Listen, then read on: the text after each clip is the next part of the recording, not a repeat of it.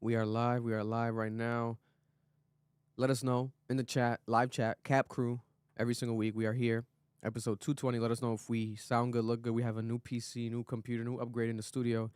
So it's going to be the first stream with some of the new equipment. So please let us know. Make sure that we look good.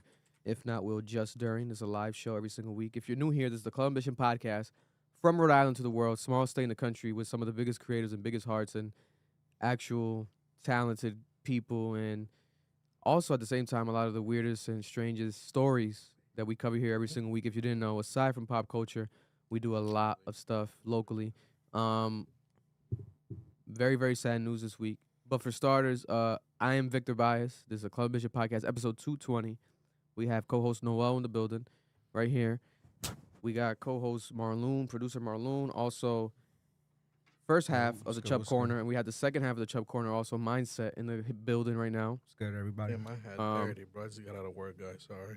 Yeah, this episode is brought to you by, let's remind the people, obviously, Mother Earth Wellness every single week.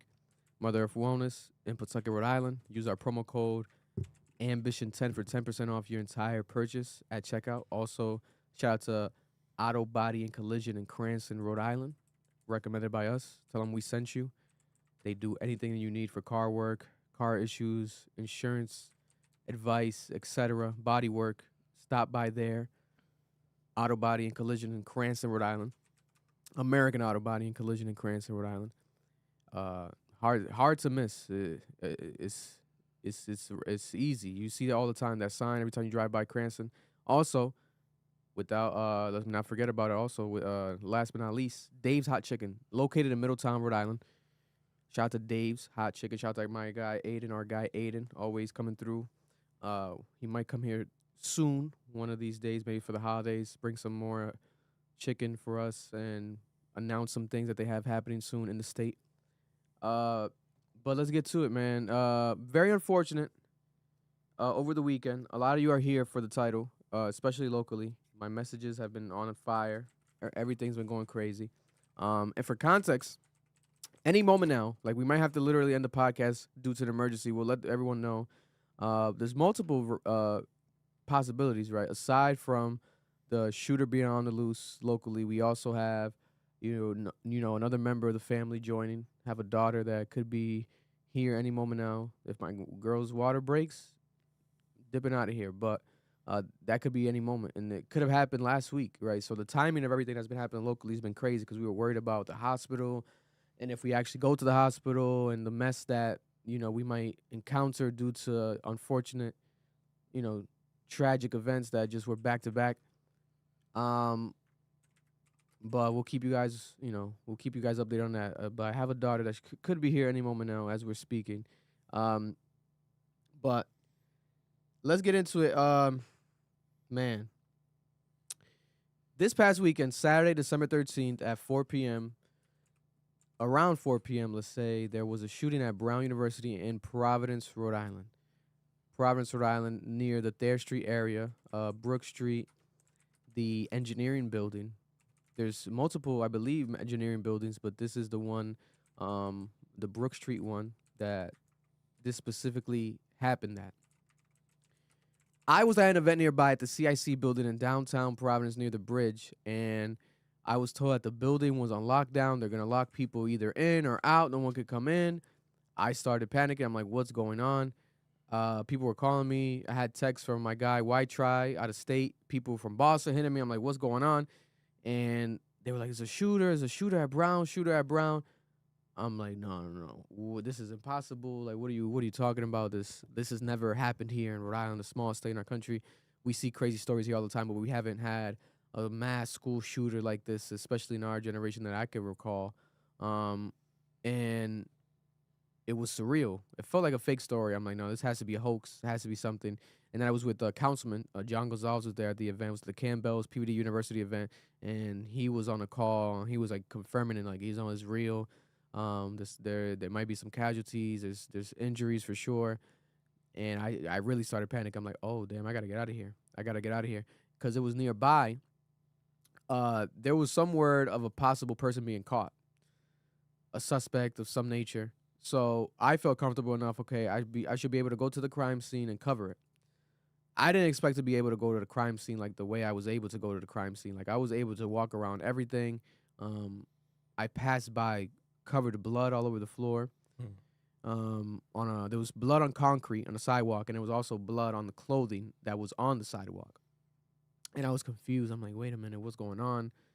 How is this here? If the shooting was at the engineering building, I'm like, this is away from here. My assumption was that these were people that were maybe carried onto maybe like an ambulance of some nature. They were rushed off, and then, they left the clothes behind to, expedite the process. Nonetheless, I get there, and there's cops everywhere, swarm. There's journalists everywhere from all across the country. There's all types of people. It's a shit show, and they let us into like the Thayer Street area where they were kind of like meeting, almost felt like a checkpoint. SWAT kept arriving. More people with guns kept arriving. It felt like a war zone. Like I felt like I'm like this can't be real. This is really happening right now. I literally witnessed a car. It was actually like a SUV, a dark SUV, packed with guys that pulled over on the side fast. Boom, and these guys hopped out, like 4 white guys. I'm like, what's going on? And they put on their jackets almost simultaneously, and it was FBI agents. I'm like, damn, this is real. FBI agents arriving at the time right away. And I'm like, how did they get here so fast, right? Like, what's going on? Like, this is crazy. What's going on? It felt like they also didn't know what to do. There wasn't much of answers at that moment. In my opinion, if this was New York or Florida, I feel like something like this would have happened.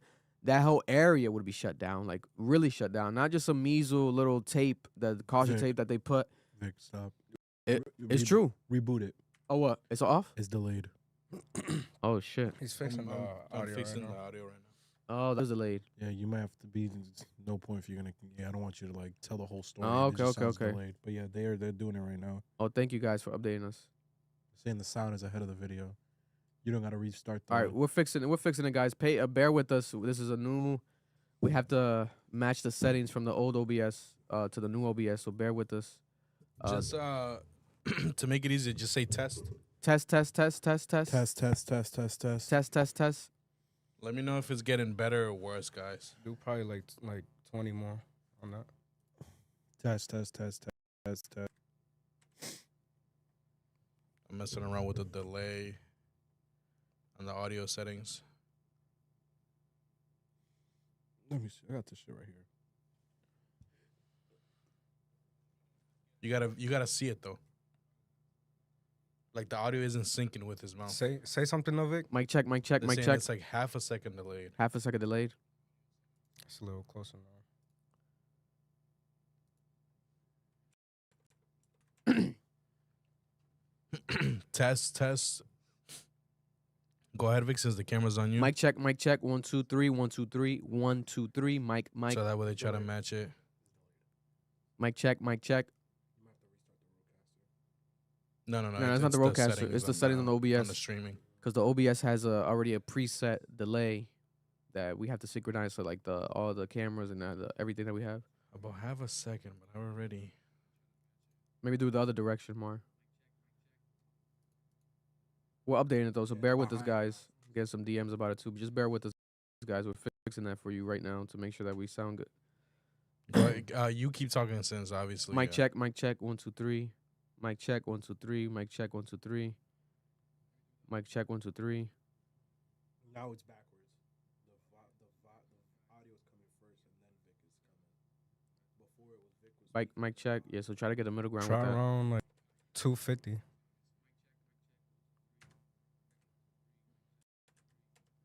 Bear with us, guys. Be Nah, patient with us. We appreciate you. Do plus. Appreciate your patience. Please be patient with us. It'll definitely be worth the wait. We have a lot of information, important information this week. So bear with us while we fix the delay. Please. And also in the post, I'll fix it in the post after the stream ends too. So you guys will be able to rewatch this back with no delay. And also, if you're hearing us, you'll hear it fine throughout the week, the podcast, with no delay, obviously, because you're not going to be seeing it. You're going to be hearing it. How about now, guys? Mic check. Appreciate you all updating us in the comments, the live cap crew. Yeah, no, I was trying to fix it the whole time. 275. They say it's better now. I was wondering why Marlon was typing away over that going on. Oh, yeah, I was reading it the whole time while you're talking. I'm like, Mark, tell him to stop. It's better.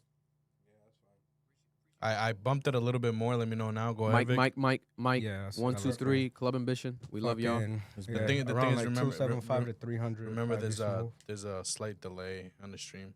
Oh yeah, for them, yeah. Yeah. But ours, I mean, we could see at least. Yeah, his go ahead, voice. Vic. talk. Mike. You might have to do it for all of us. Is there a delay? Is there a delay? Yeah, it's clean though. Mike. Right. Nah, if he fixes it for one, it should be Oh, fine for no, No, everybody. it's fine. It's Cool. fine. Yeah, because Fine it's for just everybody. one. It's just one audio. Are we good? input. Appreciate y'all. Appreciate y'all for bearing through that technical difficulty. We have a new I'm PC going in off of here. what it says online. So Nah. we're making sure to update it real quick. But yeah, let us know if we need to adjust anything. Even if we smell somehow. If you guys are able to smell us in any possible way through your phone, I definitely through your smell it, so computer, yeah. through your TV. I know a lot of you guys watch us at home. Much love to the families watching tonight. But let us know. Yeah, definitely send a comment. We'll readjust. You guys are the producers. That's why you're called the Cap Crew. You guys are family every single week here on the Club and Mission podcast. Episode 220. So from the top again, just briefly. Again, over the weekend, December 13th at 4 p.m., there was a reported shooting. I was at the CIC building nearby downtown Providence where the shooting occurred nearby it as well, in that area, within that vicinity. And I was like, why am I so close? Wait a minute, the building I was in, it was a PVD University Cam Bell's event, and it was the CIC building. And everyone was talking so much, the speakers, that they overtalked, and actually I wasn't even able to talk at the event.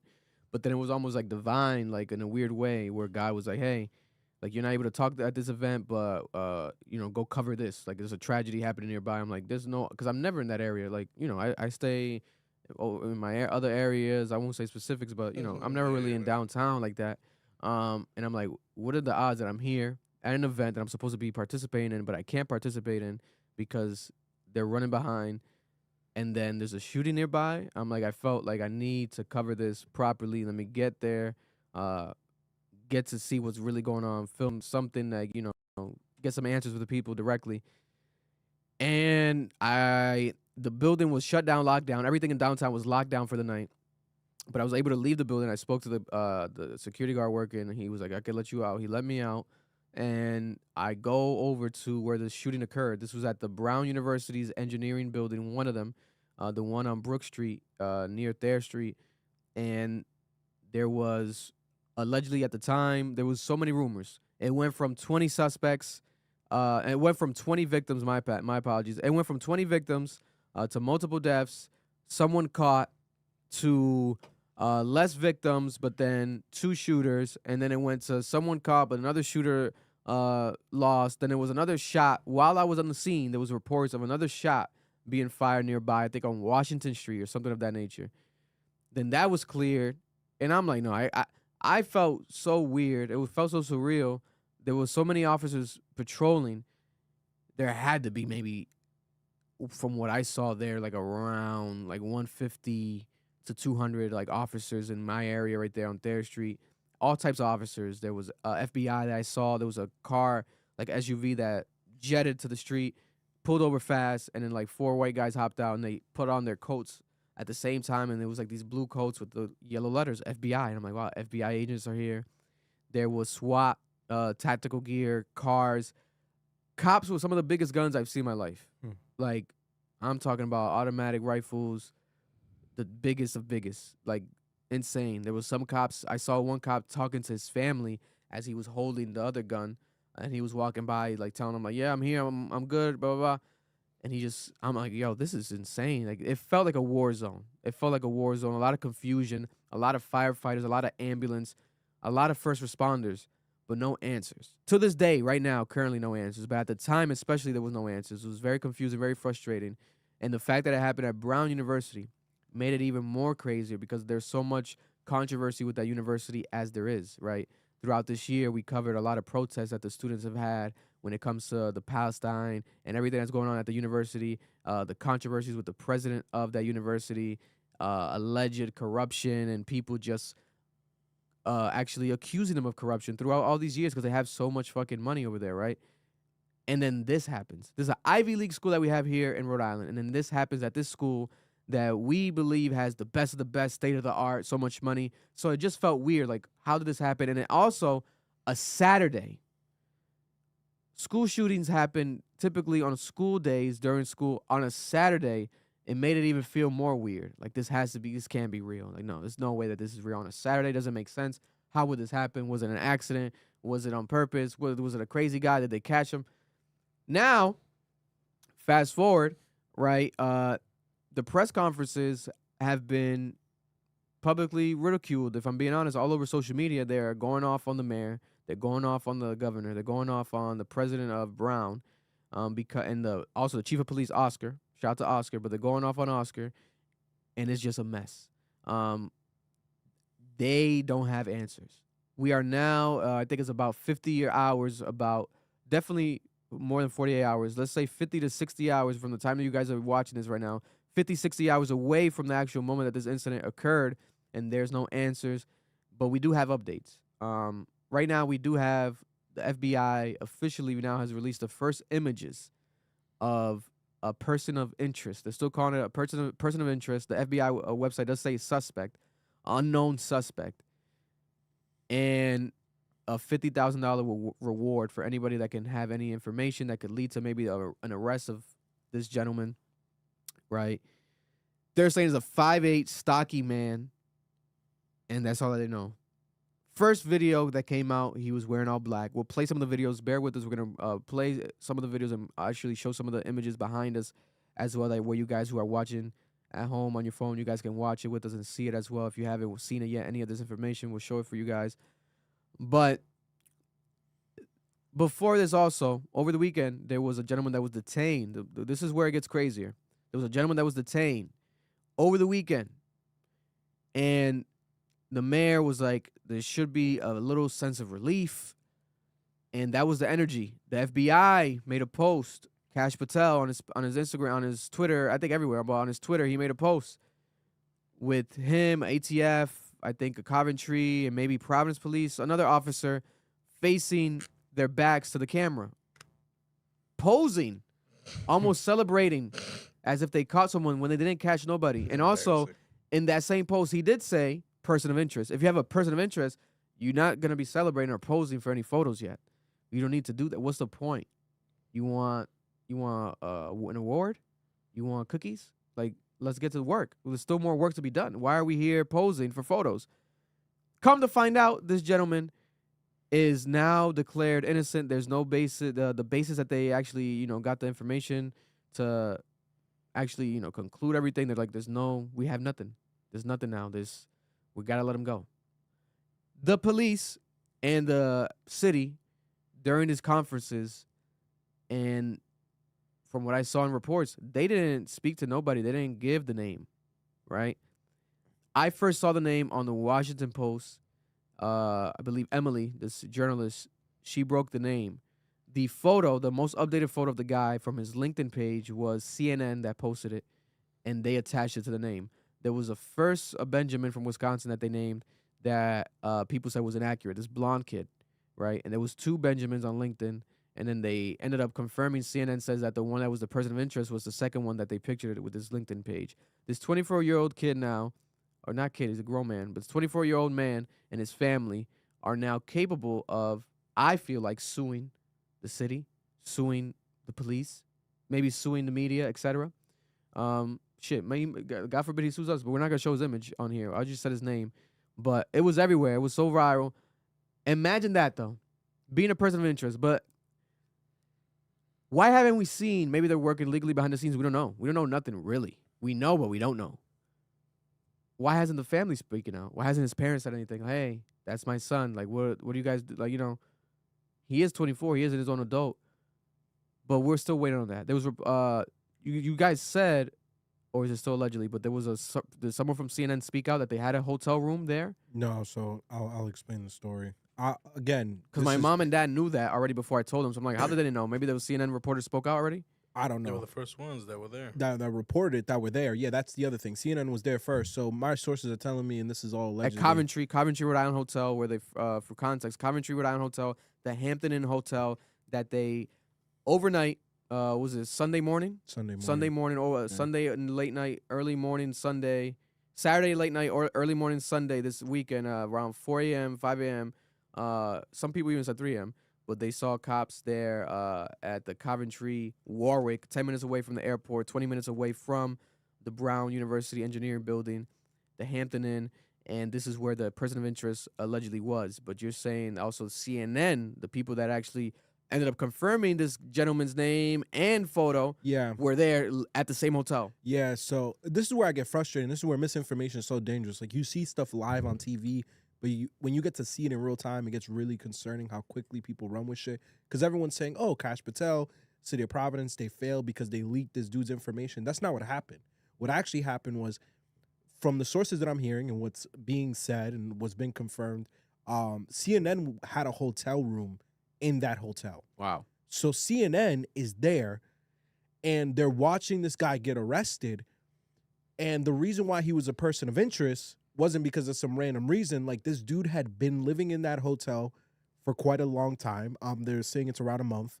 He had firearms in his possession. So a lot of people were like, bro, you're from Wisconsin. You're living in this hotel, and you're armed. Why are you here? So it was understandable why he was in this position. The reason why he got ruled out is because they ran his DNA. So there is DNA evidence that exists. And this is kind of like where I'm just confused here is why are we like, why is, if you know you got exposed by CNN, why are you posting? Why is Cash Patel posting? Like, yo, if I know if I know the news caught me in capturing this person, because remember, there was an original person of interest. There was the guy that they had arrested originally. Yeah, but before I even got there, I even got there on the scene, they had already arrested somebody. Before I even got there on the scene, minutes after the shooting, there was allegedly a suspect. Yeah, the one that Donald Trump reported. In hand. And then Donald Trump also reported what people were also reporting locally here, that there was a suspect, someone in hand. But Donald Trump was like, this is the suspect, like basically like job's done minutes after. Which is dangerous as fuck. And he's the president, so a lot of people, especially if you don't live in Providence, they go to the president to get the confirmation. That's where to be honest, when I posted it on my story, I kept getting notifications. I'm like, oh, the president said it? I'm like, okay, he must have did they contact him right away? They did. So that's the thing. This is where like a lot of misinformation is getting pushed out. Like, just from the sources that I'm hearing, the people who are involved in this situation, they're telling me is like, yo, the president's giving the information we're getting. Brown University in the city of Providence is saying, hey, we arrested a person of interest. Then they let them go. Even, you know how they were saying there were shots fired on governor? Mm-hmm. That got confirmed. That Brown University is the one who actually like said that happened. Mm-hmm. So Brown is confirming false reports. Mm-hmm. And there's so much like false reporting happening, misinformation. That's why when you get the second person of interest, I would assume you would shut the fuck up. Like, you just would not talk. You would just be like, you know, we got him. Don't expound on it. You have the chief of staff for the mayor office doing a victory lap on LinkedIn. You have Cash Patel doing, like Vic said, the background photo, like, yeah, like we did something was crazy. That him? Because it looked like him in the middle. Was he here in Providence? Cash Patel? No. He's not here. He's not here. Not from what I understand, no. That was the ATF, the FBI, Cranston police. No, I know, but there was a guy that had an FBI jacket, and he had shoes like Cash Patel. I'm like, it might be Cash Patel himself. No, I think it was a white guy. It was a white guy. Okay. But, like, that's my thing is, like, I feel like there's just too much. There's too many people walking around, like, doing victory laps after that situation. It's like, you haven't even confirmed if this was the guy. At least run the DNA first. Like, run the evidence you got, bro. And I will admit, though, because Brett Smiley went viral again, because they're asking him, is this person ruled out? And he's saying, we let him go, but we haven't ruled him out. And the reason why is because I don't even think they know if this guy acted alone. And again, this dude from Wisconsin, he's saying that he has a relationship with Brown. From what I understand, he's transferring there. I don't want to say whether that's true or not, but that was what they were claiming the relationship was. And this dude is at a hotel for a month with some straps? Like, bro, there's something off here. That's why they won't confirm if he's out of the investigation or not, because they just don't know. But this is the problem. Yo, confirm that. Like, let us know this. Like actually, like, communicate that. If you're going to do a fucking victory lap and you're going to have all your little cronies on Instagram and Twitter saying, we did it, we got him, or, like, allude to it, at least give the proper information when you find out it's not the guy. Like, fully explain what's going on, and they're not. So they look crazy.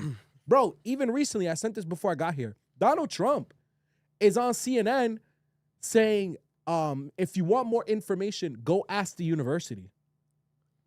He's like, what does that even mean? They're asking you, and I want to get the exact quote here because I said it in the chat. I couldn't believe he said that. I'm like, bro, what do you mean we got to ask the university president? You are insane. He said, and I quote, let me see if I can find it. Because the mayor responded back. Yeah, I have it right here. Yeah, so, and I got the mayor's response once you pull it So up. Trump said, you really have to ask the school a little bit more about that because this was a school problem. Then he goes and says they had their own guards, they had their own police, they had their own everything. But you'd have to ask that question. You really have to ask the school, not the FBI. We came in after the fact. The FBI would do a good job, but they came in after the fact. This is the mayor and the governor's response. President Donald Trump has said that Brown University is to blame for this shooting and saying it's the school's problem. Is that a fair criticism, or do you disagree with what the president said? I don't think it's fair criticism. Colonel. Can you expand on that? Why not? Because Brown University is not collaborating with you guys. You're lying to the press over here. They have facial recognition. We know that because they follow the student, they follow everybody in the neighborhood. Facial recognition. They need to release that data to everybody know who the guy is in video. We got the video Saturday. Why you guys release the video today? Governor, listen, Colonel, John, please. I'll play the audio behind us too in the video right here, Noel, too, for people to see. Swap the camera more. Yeah, they couldn't hear that much. Yeah, they couldn't hear it that much. So start from the beginning. Put the PC up over there, please. Repeat the question, please. President Donald Trump has said that Brown University is to blame for this shooting and saying it's the school's problem. Is that a fair criticism, or do you disagree with what the president I said? don't think it's a fair criticism. Colonel. Can you expand on that, please?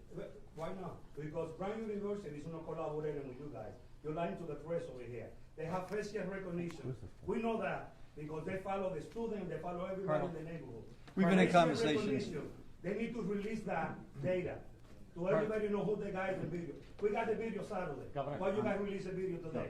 I think I answered the question. All right, guys, And then we have Erlen popping up on this.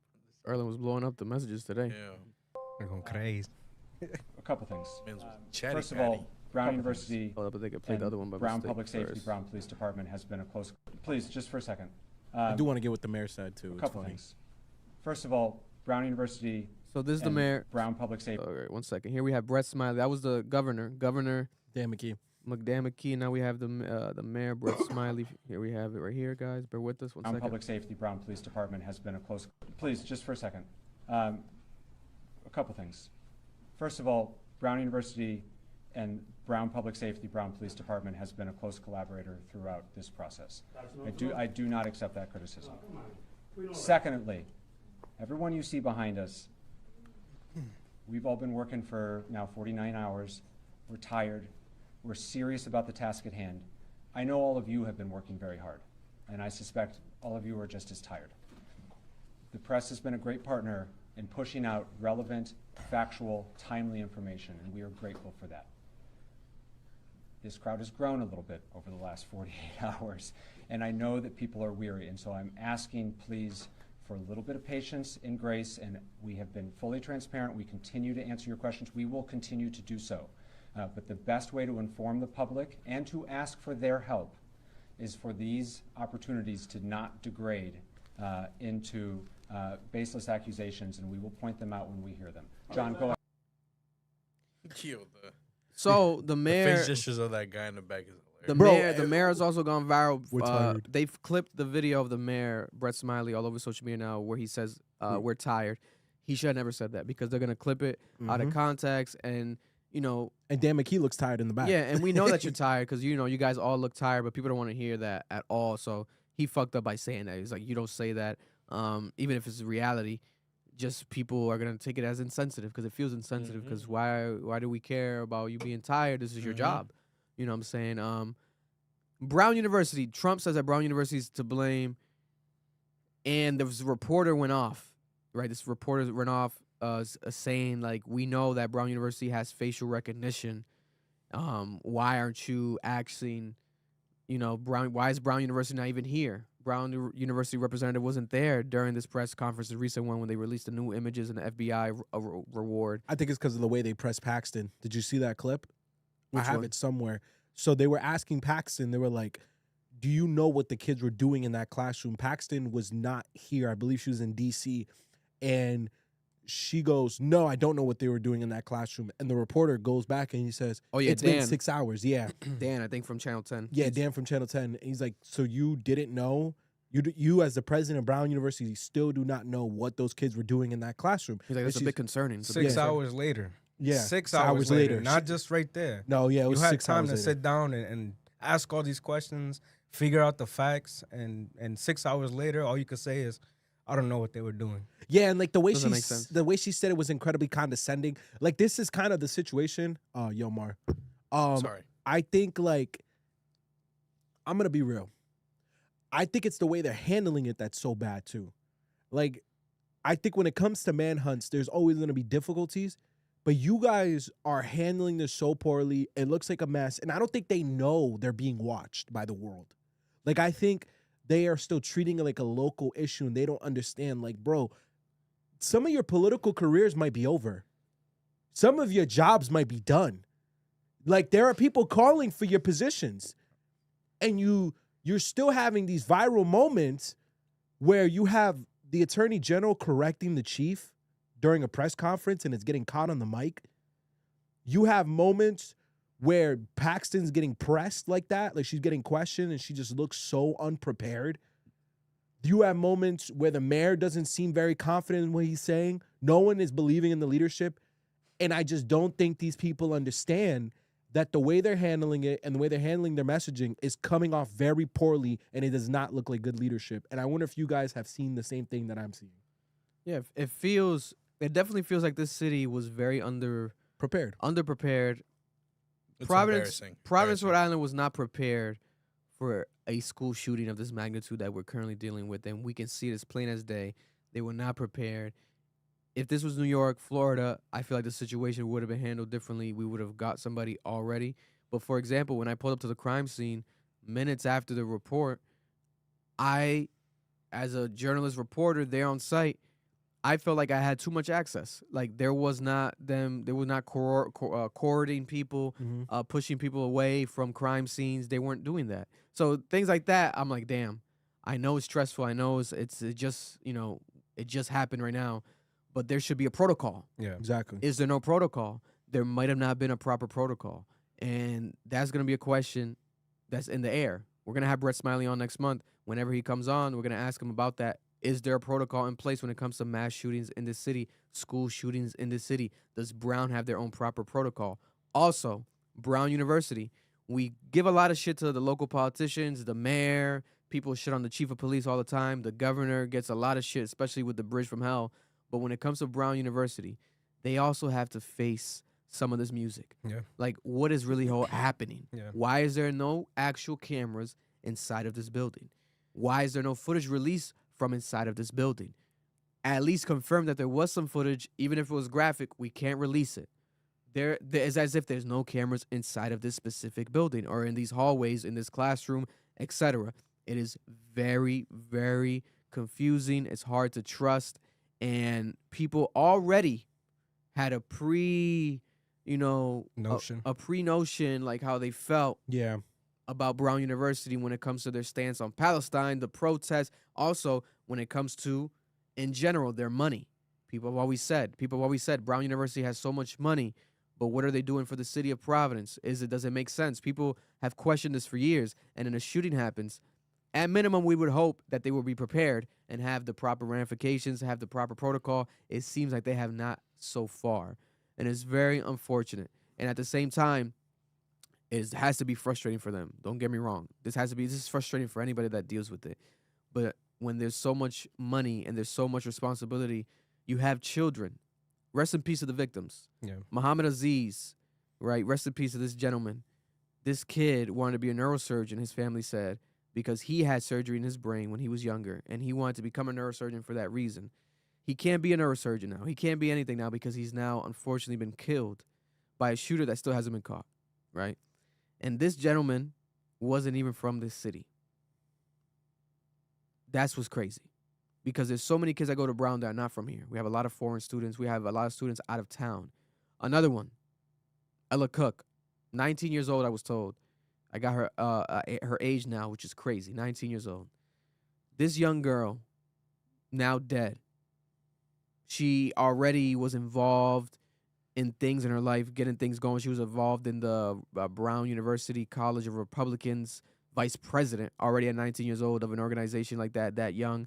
On top of that, her actual college, not her college, my bad, her actual city, Birmingham, at the one of the cathedrals had a service over the weekend. At that service was how people found out that she was one of the victims, which is also, to me, a bit unsettling. Like, reach out to the families and then tell the families, hey, we're going to let the people know. That way they can pay their proper homage, and also we're going to pay their proper respects to these actual children that passed away, the ones that died, obviously, at least. And then we'll get to the people who are critically, etc. Have some sort of strategy. But we didn't get the victims from the police, from the mayor, from the conferences.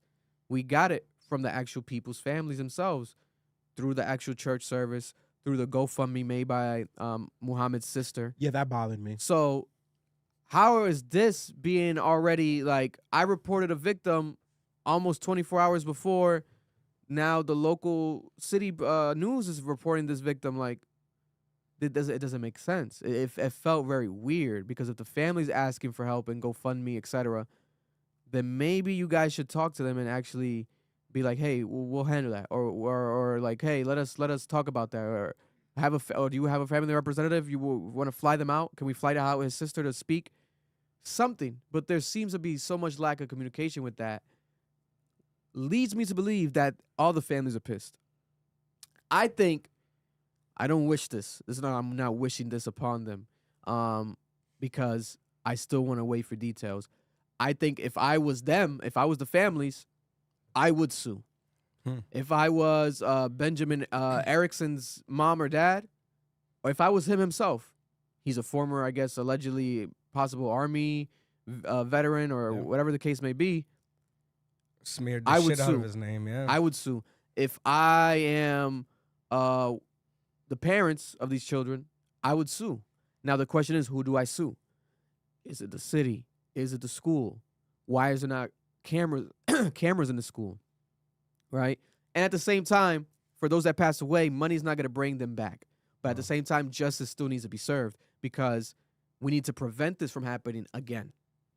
And as we're speaking, this could happen again. God forbid it could happen right now. It could happen tomorrow, because we still don't know.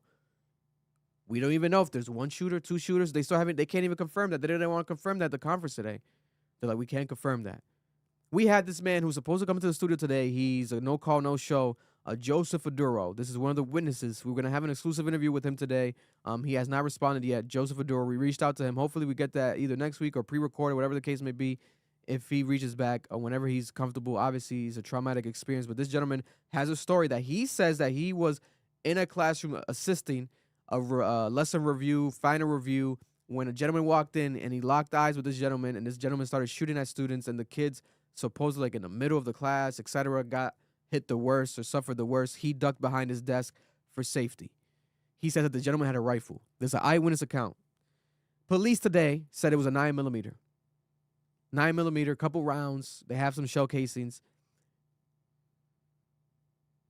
Where's the rifle? These are two different weapon accounts, and they also couldn't confirm or deny the gentleman's story. Joseph's doing interviews everywhere. Have they even brought it up in the press conferences? They brought it up today, and the police, they said that they can't. They're still investigating. They don't want to confirm his story. They're still investigating. We don't know the full story. This man, and we're going to show photos of him soon with this $50,000 reward. If anybody out there knows anything about him, please share some information to get this man caught. This piece of shit human, this guy, he could have gotten to multiple rooms. We don't know. Yeah. Because if Joseph Aduro's story is right, maybe he went to one room with a rifle and then went to another room with a 9mm. He walked away. We have the footage. We're going to play him walking away, supposedly from the crime scene. And we also have footage of him before. The new footage is him before. Hours before. So was he plotting? Was he plotting? Or is this not even the guy? You know what I'm saying? Is this a crazy person that just was walking around? That's my thing. Like, we don't even know fully. Like, do they have footage of this person walking out the engineering hall? No, Maybe not. No, they don't, because there were multiple people on Reddit talking about this. There's multiple like people saying this. There's no cameras on the side he left the building. Someone had gotten their bike stolen, and they weren't able to ever do anything about it because there's no cameras in the back. And when I asked one of my sources, like, "Hey, were there cameras outside that building?" They wouldn't confirm or deny. I do And not. it's a new building.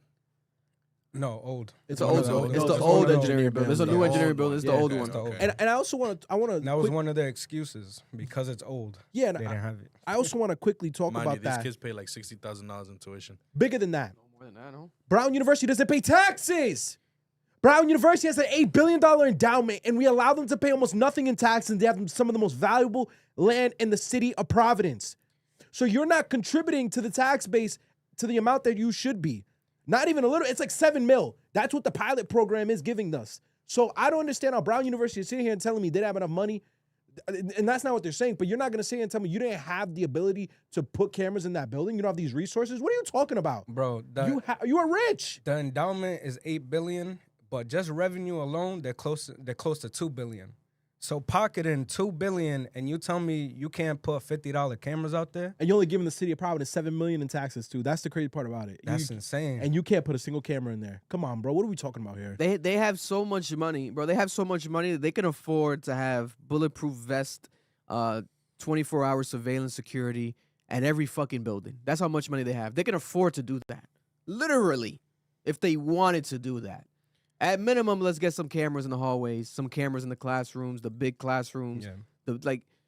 outside the building doors.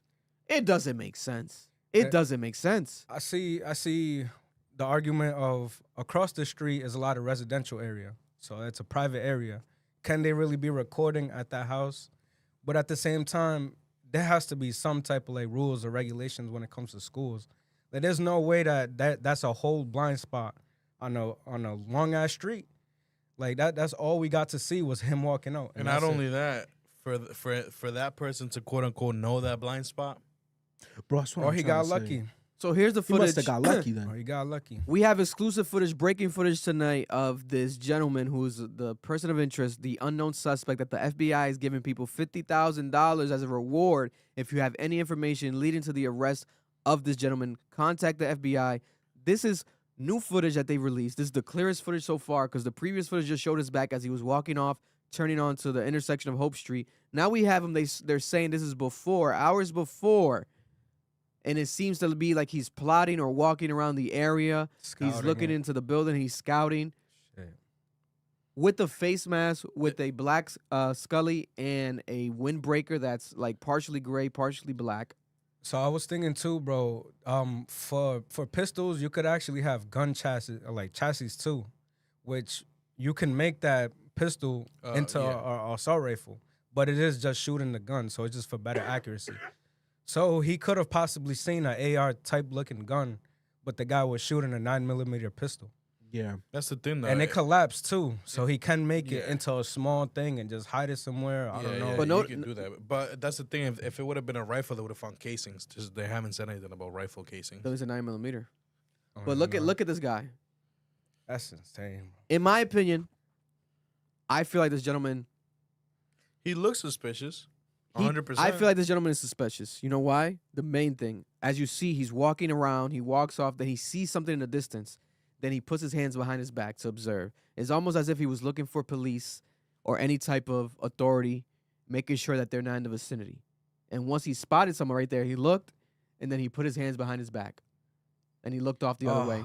It He seems like stopped the direction he was heading towards, and he head back a bit. Bro, he's just- It seems like in his left hand, he was about to pull out You see something to right? go. He like grabs towards his But when thing. he sees the person, he's like, "Nah, this is not the right moment there right now." grabs, Boom. he's like, nah. That's fucking scary, yo. This is Oh shit. footage number one. We have 3 guys, 3 footages. Here's the second one right here. Bro, Oh, he's I didn't see chilling. this one. Yeah, bro, he's just chilling. He's walking off like nothing. Crossing the street, walking off, hand in pocket. He looked like he just checked out of his shift on Thayer, bro. That's a good ass camera. This is bro. 2:53 p.m. So that's 3, 2:53 like p.m. an hour like before. two, No, like an two- hour, and change No, because before. it was like a 4 something, like a 4, Like like hour a and a 4:30 half. something. No, it was like around 4 flat. So Really? that's military time. 14 minus 12. That was 2:53 that happened. Mm-hmm. Mm-hmm. They shot up at 4. So he started shooting at 4. There's other footage right here. There's another one. It's a ring camera from someone in the neighborhood. Another ring camera footage right here. This nigga was just going on a stroll, bro. Just This was strolling, at bro. 2:53 again. Like you knew nothing was gonna happen. Well, that's before this thing too, but yeah, just scouting the area, probably seeing where he could hide, Crazy. what buildings are around. Wow. Another footage. Another piece of What footage time right does here. that one say? That's the same Same thing. time. Same time. Same time. They must have all pieces of footage must have been at the same time. That one Yeah. trip that he did, walking around the area. Someone on Twitter said he looked like a fat Redditor. He looks like his karma's at 100K. God. That shit was crazy, bro. And then we have some of the images right here that we're gonna zoom in on. Let's start off with this one right here. Oh, no. Man. Bro, just the Santa Claus Winnie the Pooh gut, bro. He definitely has a gut. So Definitely. he's not running away. I would say Nah, white I don't man. know. He looks white.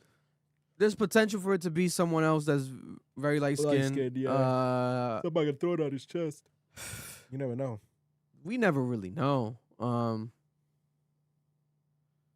To be honest, the more you think about it, you really never know. Because it could be any shit, South African. It could be someone it could be as random as that. You never just know. I mean, we all Dominican and look at all our skin colors. Yeah, bro. so- we we all all look white as different. shit. This guy, let me see another one right here. This is him Well, turning honorary. Don't touch me, boy. right here. Oh, my God. Here, in my opinion, there's one angle right here. That's an old He white looks guy, old, bro. He looks To old me, it looks like a too, gentleman man. with glasses. I see glasses in his eyes because why are his eyes not clear? It seems as if he has something on glasses, but it doesn't even look like regular glasses. No, I don't see It might One be can shades. argue, not even shades, bro. It could be specifically how strategic is this guy? Like to glare out his eyes. It's something not that glares COVID, out. and he's walking around. Why is he Mask. wearing a face mask? Well, people still What's wear masks on his nowadays. eyes? I know, yeah. He was smart enough to understand that if he wore that type of mask, no one would question Yeah. it. And maybe those type of glasses. Because how do we not see? You can kind of like barely see, like the fucking lens and shit on these glasses. Like you can't even really tell what type of glasses these are. My thing is, the people kept saying he was wearing all black. Why were you off? But thing is, some cameras make change the color. But I think of he the was. color. I think it's the same. We'll find that footage. No, I but think there it were was the same footage. eyewitnesses saying he was in all black. In the This back, is my in the thing. back is all black though. So- But it's all black. This This is is my just thing. very dark green. Some, for example, that video. In that video, he has gloves. No. No. In the video, he doesn't have gloves. In that No, video, I don't think so. He does in that one. And he he has Large, gloves. He has gloves in on. that video. Black gloves? Yup, He he has has black gloves. gloves, and then other And then videos in he the, doesn't. In the pictures, he doesn't have gloves. That's probably when he was taking his stroll. He probably before. took him on and off. Yeah, like at one point he had him on, at one point he had him off. But that is scary right there. How he turns around like he was about to start and saw the lady. What And we time? have What the time was that previous- video at? The previous footage. Was that 2:50? It was Yeah, all the the first same, one. all the same All time. the same. Oh, that's crazy. All the same time. And then we had the first footage I posted. Let me see if I find it right here. Just very tragic and very unfortunate. All this shit that's happening is very frustrating, but we have to report it to you guys because we gotta keep you guys updated. This is the first initial video. I think it's the same guy, guys. Yeah, the Same hat. guy, Noel. The hat look all. The beanie I think it's look the all same It's guy. because of the beanie, yeah, I would say it's It's the same guy, same hat, same walk, And the back was just all black. and you can see how it's a bit lighter, a lighter black on the bottom of his back. That's the green. That's that dark green shit on this camera. This is the first official footage that we first got. Everybody got. He just don't look that wide in that video. Yeah, it wasn't up front. Yeah, Front you facing. can't really see how wide he actually is. Crazy. This is crazy. They're saying 5'8", stocky. Stocky. 5'8", stocky. 5'8", stocky. That nigga is fat. 5'8", stocky. Right. Built like And a there's box. also some photos that I haven't shown here yet. Let me He said see. built like a box. These are some of the photos right here of him just strolling again. Right there. It could have been a vest too under his thing. That's what people are saying too. Yeah, that just made him look a little more popped. Yeah. That he was hiding probably the gun in the sweater. Yeah, Probably. But in a here bag. you can see glasses. You see right here. Here you see a black lens. Yeah. or black. I'm sorry, black frames. Here you can see black glasses frames right here. That's my thing. We're all Black assuming- gloves. We're all assuming this is like a fat loser. This might be a military trained individual who was hiding a bag under that sweater, so he looks fat, and we're just we're just not like understanding And not even how that. deep this is. In a quick second, these two photos, same person, look like two different people real quick. It does. The Yeah. build looks different. But these are not, these are not professional high def cameras. These are just street cameras. They're trying their best. This is all they have. I'm gonna be real. But if, it's pretty They need crazy. to upgrade. They need to upgrade, bro. if he's not dead, like if he didn't off himself, he's military trained. There's no way he got away with this like this, bro. This is crazy. And that's Nah, another if, thing. if he would have offed himself, it would have been right there and then. Did he strategically plan this? That's what I'm saying, Vic. Is this man a genius, or is Brown University, the mayor, the cities, Rhode Island, just unprepared? Are they moving about this in a messy way? What is it? Because there could be a case when this all is said and done that this man outsmarted everybody. Because it's pretty rare for a mass shooter to go this far. Yeah, Already with being uncaught. very Right. There's unlikely. been rare moments of people going years uncaught, but that it's not, school shooters. on average it's 30 minutes. Yeah, it's not school shooters. It's like shootings, yes, but not like school shooters. This is rare as fuck. We're gonna go into tomorrow would be 72 hours, 4 p.m. tomorrow, 72 hours, and still nobody caught. Pretty fucking crazy. Bro, unfortunately, I kind of have to agree with a little bit with what Trump said. Like, some fault is on the school because maybe he got very lucky and he hopped in a car and there's no cameras, bro, to know which car he hopped into, and he just got away like nothing. Excuse me. Maybe in his mind he's panicking, going crazy, don't know what to do, but he just got away because there was no proof aside from the little bit that they caught him walking around. Yeah, So it's like, it is unfortunate that he possibly just got lucky as fuck and he got into a car and he just dipped away. do you think they should have shut the state down? Yeah. I think, but the thing is that they were reporting that they had suspects. They had people of interest.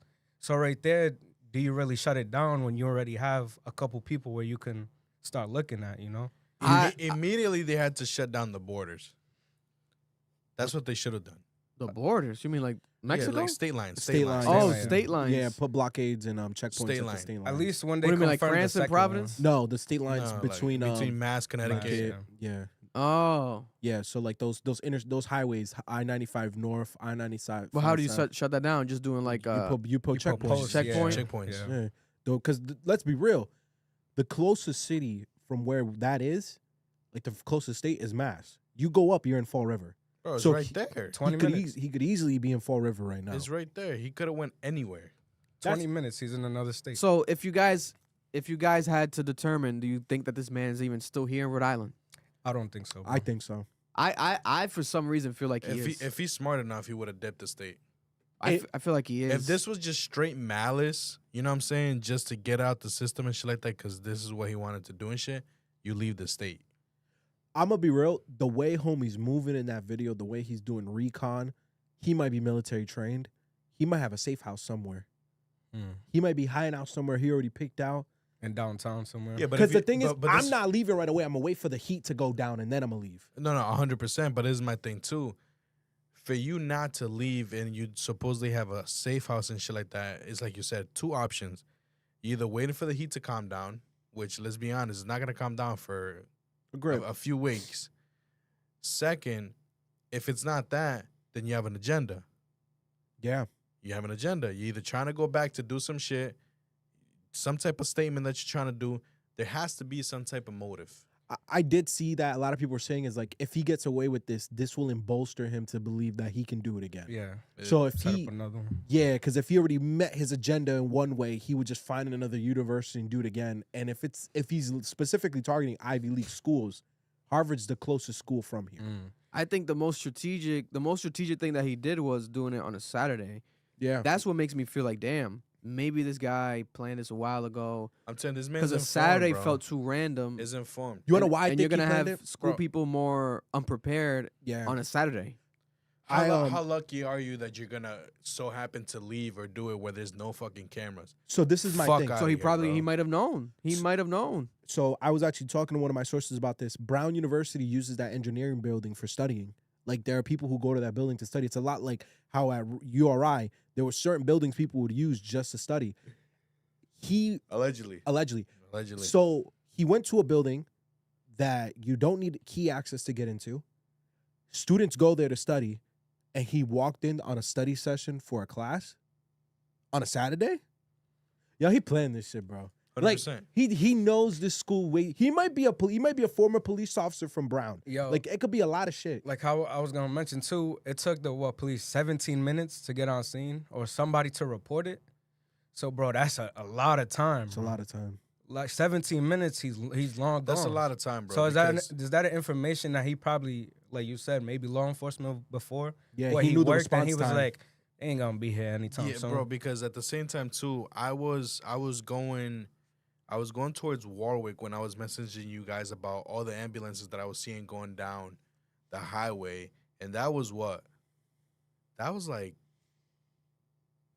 shit. That was like an hour, almost an hour after the shit started going down and shit like that.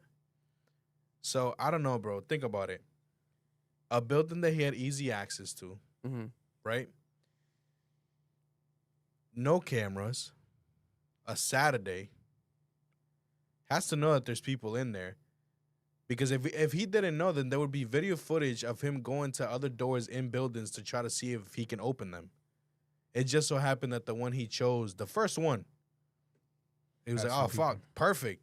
You know what I'm Yeah. saying? Come on, dog. The way he targeted it was Come on, just dog. so concerning to me. But I will say this: I'm very, very concerned with mainstream media right now. Yeah. Because they're trying to build a narrative about why this happened to fit their agendas. And it's both sides, because when you go on Twitter and Instagram and the news, the left is like, oh, this is the incompetence of Kash Patel and Donald Trump. And what I'm hearing is, Donald Trump is talking to the governor. I'm hearing that Kash Patel is providing resources. He's doing a lot of work for the state. And that's not me defending them. I don't like Kash Patel. God bless his heart.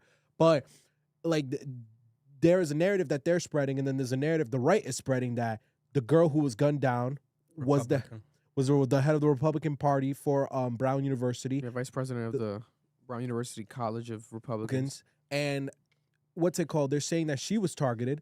There's multiple videos going on the internet right now that are not factually true. That the class that was being taught was a Christian class about Judeo-Christianity, and that the person who shot up the room walked in and said Allah Akbar. And there are people actually believing that and running with it, and they're saying they targeted Republican Christians. This is the type of misinformation that's just not true. There's nothing to back that. Laura Loomer. Laura is Loomer. One of the main people saying the bullshit. Yeah. Dumbass Laura Loomer lying about things that happen in our city and our state And people are believing it. and spreading a narrative. And her influence is so large that people are believing it. People are believing it. You know what's concerning though? Like, it makes me wonder how many other things we've seen in our life that just wasn't true. That A was lot. just being pushed, bro, because it got caught up in mainstream media. A lot. And now we're living in it. We cover stories all the time, but then this is a story that's happening within our city, within our state, directly within our community that we don't want it to happen, but we've covered it before and we've seen things like this happen, but now we have to cover it locally and it hits close to home and it's just so weird. It hits so weird, and we want to send condolences to all the families because there's a total of 11 victims. 2 of them that have been deceased. I believe there's at least one of them still in critical condition, But stable. but supposedly. stable. I don't even know what that, like, what's really going don't on know. over there. Like, and I And there's students posting like troll photos that were like incidents, like people who were in the hospital because they were shot are now like not even joking around on TikTok. Not even that. Over the weekend, the mayor over the weekend said that all the families of the victims weren't even contacted yet because there was like traveling issues, etc. There's a lot What? of these students that are from out of state, out of the country. So he says that they haven't. I'm not sure. Maybe it's a difficulty process, but that even concerns me. Where it's like, what was going on? Like that's hard. It's a mess, bro. It's and a it, mess. and I feel like a lot of this is them trying to ironically not make themselves look bad, not feed into conspiracies, like I said today in my reporting, but it does that. It only does that because there's a sense of lacking, that transparency. They say that they're being transparent, but they're not really. And it's okay, just say that you can't be, and stop saying that you are transparent when you're not. Because if you were transparent, the footage that we got today, Monday night, this video, this was on Saturday. They had it on Saturday. They didn't release it to the people on Saturday, but they had this in Saturday. That's what so the if they had news this in reporter Saturday, said there's no about. sense of transparency. Yeah. Because if you release this on Saturday, then we're able to actually help properly. Because you see the skin, you see the body, you see more than the bullshit that we got at first. And then on top of that, instead of giving us on a Saturday this video and photos, what do they give us? There's a gentleman in his 30s. Then there's a gentleman in his 20s, actually. With the name and everything. And then not them, but they didn't give the name, but the name leaked. Yeah, but they did say is a gentleman, a detained in his 20s, and At first, I we're think researching it. it. Was like 40s at first. So I'm like, what is going on? And then they're at this hotel near the airport. It leads you to believe this is the guy. Was he trying to get away? Right? And if we They knew didn't on wanna, Saturday, they didn't want to confirm the airport. I mean, not the airport, the hotel at first. Why? Why don't you want to confirm the hotel? A Coventry hotel, Coventry, the fucking Hampton. Yeah. People see the photos. They recognize the building. Just say the fucking hotel that it was at. But there was like a sense with that, like, and the mayor keeps saying, though, legally, for the family. Maybe there's something already happening behind the scenes. Like a lawsuit, something like they want to prevent. I don't know. My thing is this. If you had it Saturday, you drop it because he still most likely has these clothes on. Like Yeah. there's still something he's wearing. Because it happened on Saturday. Exactly. Now now he got a new fit. We don't have a face. No. We have no type of facial structure of this person. We were just going off clothing. Now what are we supposed to do? Because we don't even know if that's his stomach. Like people are saying, like it could really be he stuffed it with the gun. So now we're all going off this misinformation. He could already be 100 steps ahead. Bro, this is handled so bad. Oh my God, people are gonna get fired. People are gonna lose their jobs. Shit's bad, bro. This is bad. Because if they would have dropped that, bro, now the public has an image. Of what he looks like. Now we're like, oh shit, we see something similar reported, boom. Okay, on top of that, you know what I'm saying?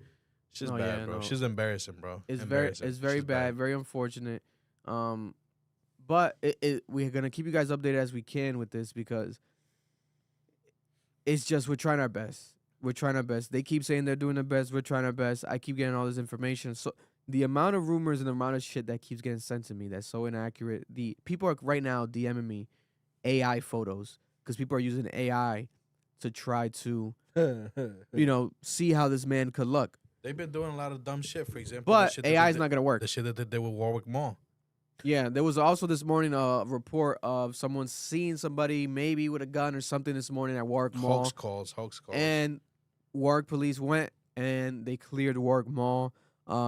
Yesterday there was something supposedly at a library at Brown. They cleared that. It wasn't true, yeah. There's a lot of people being cautious right now, extra cautious. So I see both sides of it, right? People are going to call. You see some weird shit, you're going to call, right? But at the same time, some people might take advantage and just do some prank bullshit. Yeah. And Do a fake call because they think it's funny on some dumb shit. So this is where it's like it sucks. And I was actually asked to say this. You got to stop doing that. Yeah. Like I understand that there's like a fear in the air, but every time you make a call because you think there was like a shooting and you didn't actually fully investigate what was going on, you're directing resources away from what's actually going on. Yeah. So when those calls are coming in, because you need to understand this is a full-blown like operation. Every single municipality has sent law enforcement to the area. Mm-hmm. Every time, let's say you're in Coventry and you say there was a shooting in Coventry and you didn't even bother to like fully investigate it, because I think it was one example in Providence, the boiler had a backfire and they didn't bother to really check to see where the sound had come from. So the police get there and it's the boiler and it's like, bro, you just directed all those resources away from the investigation. Please make an effort before you call the police. Actually investigate. I understand that there's fear in the air, but you're actually taking away necessary resources from the case. They're currently all over Providence, Rhode, there's about like 400 officers all over the city, all over the state, patrolling. There's cop cars everywhere, state police, ambulance, literally driving by fast every street I go to all day.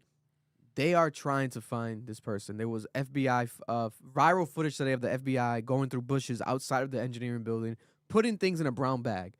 A reporter, a young reporter, she said that it looked to her like a piece of cloth, maybe from like a mask or something, but she saw some sort of cloth that they put into a bag, a brown bag.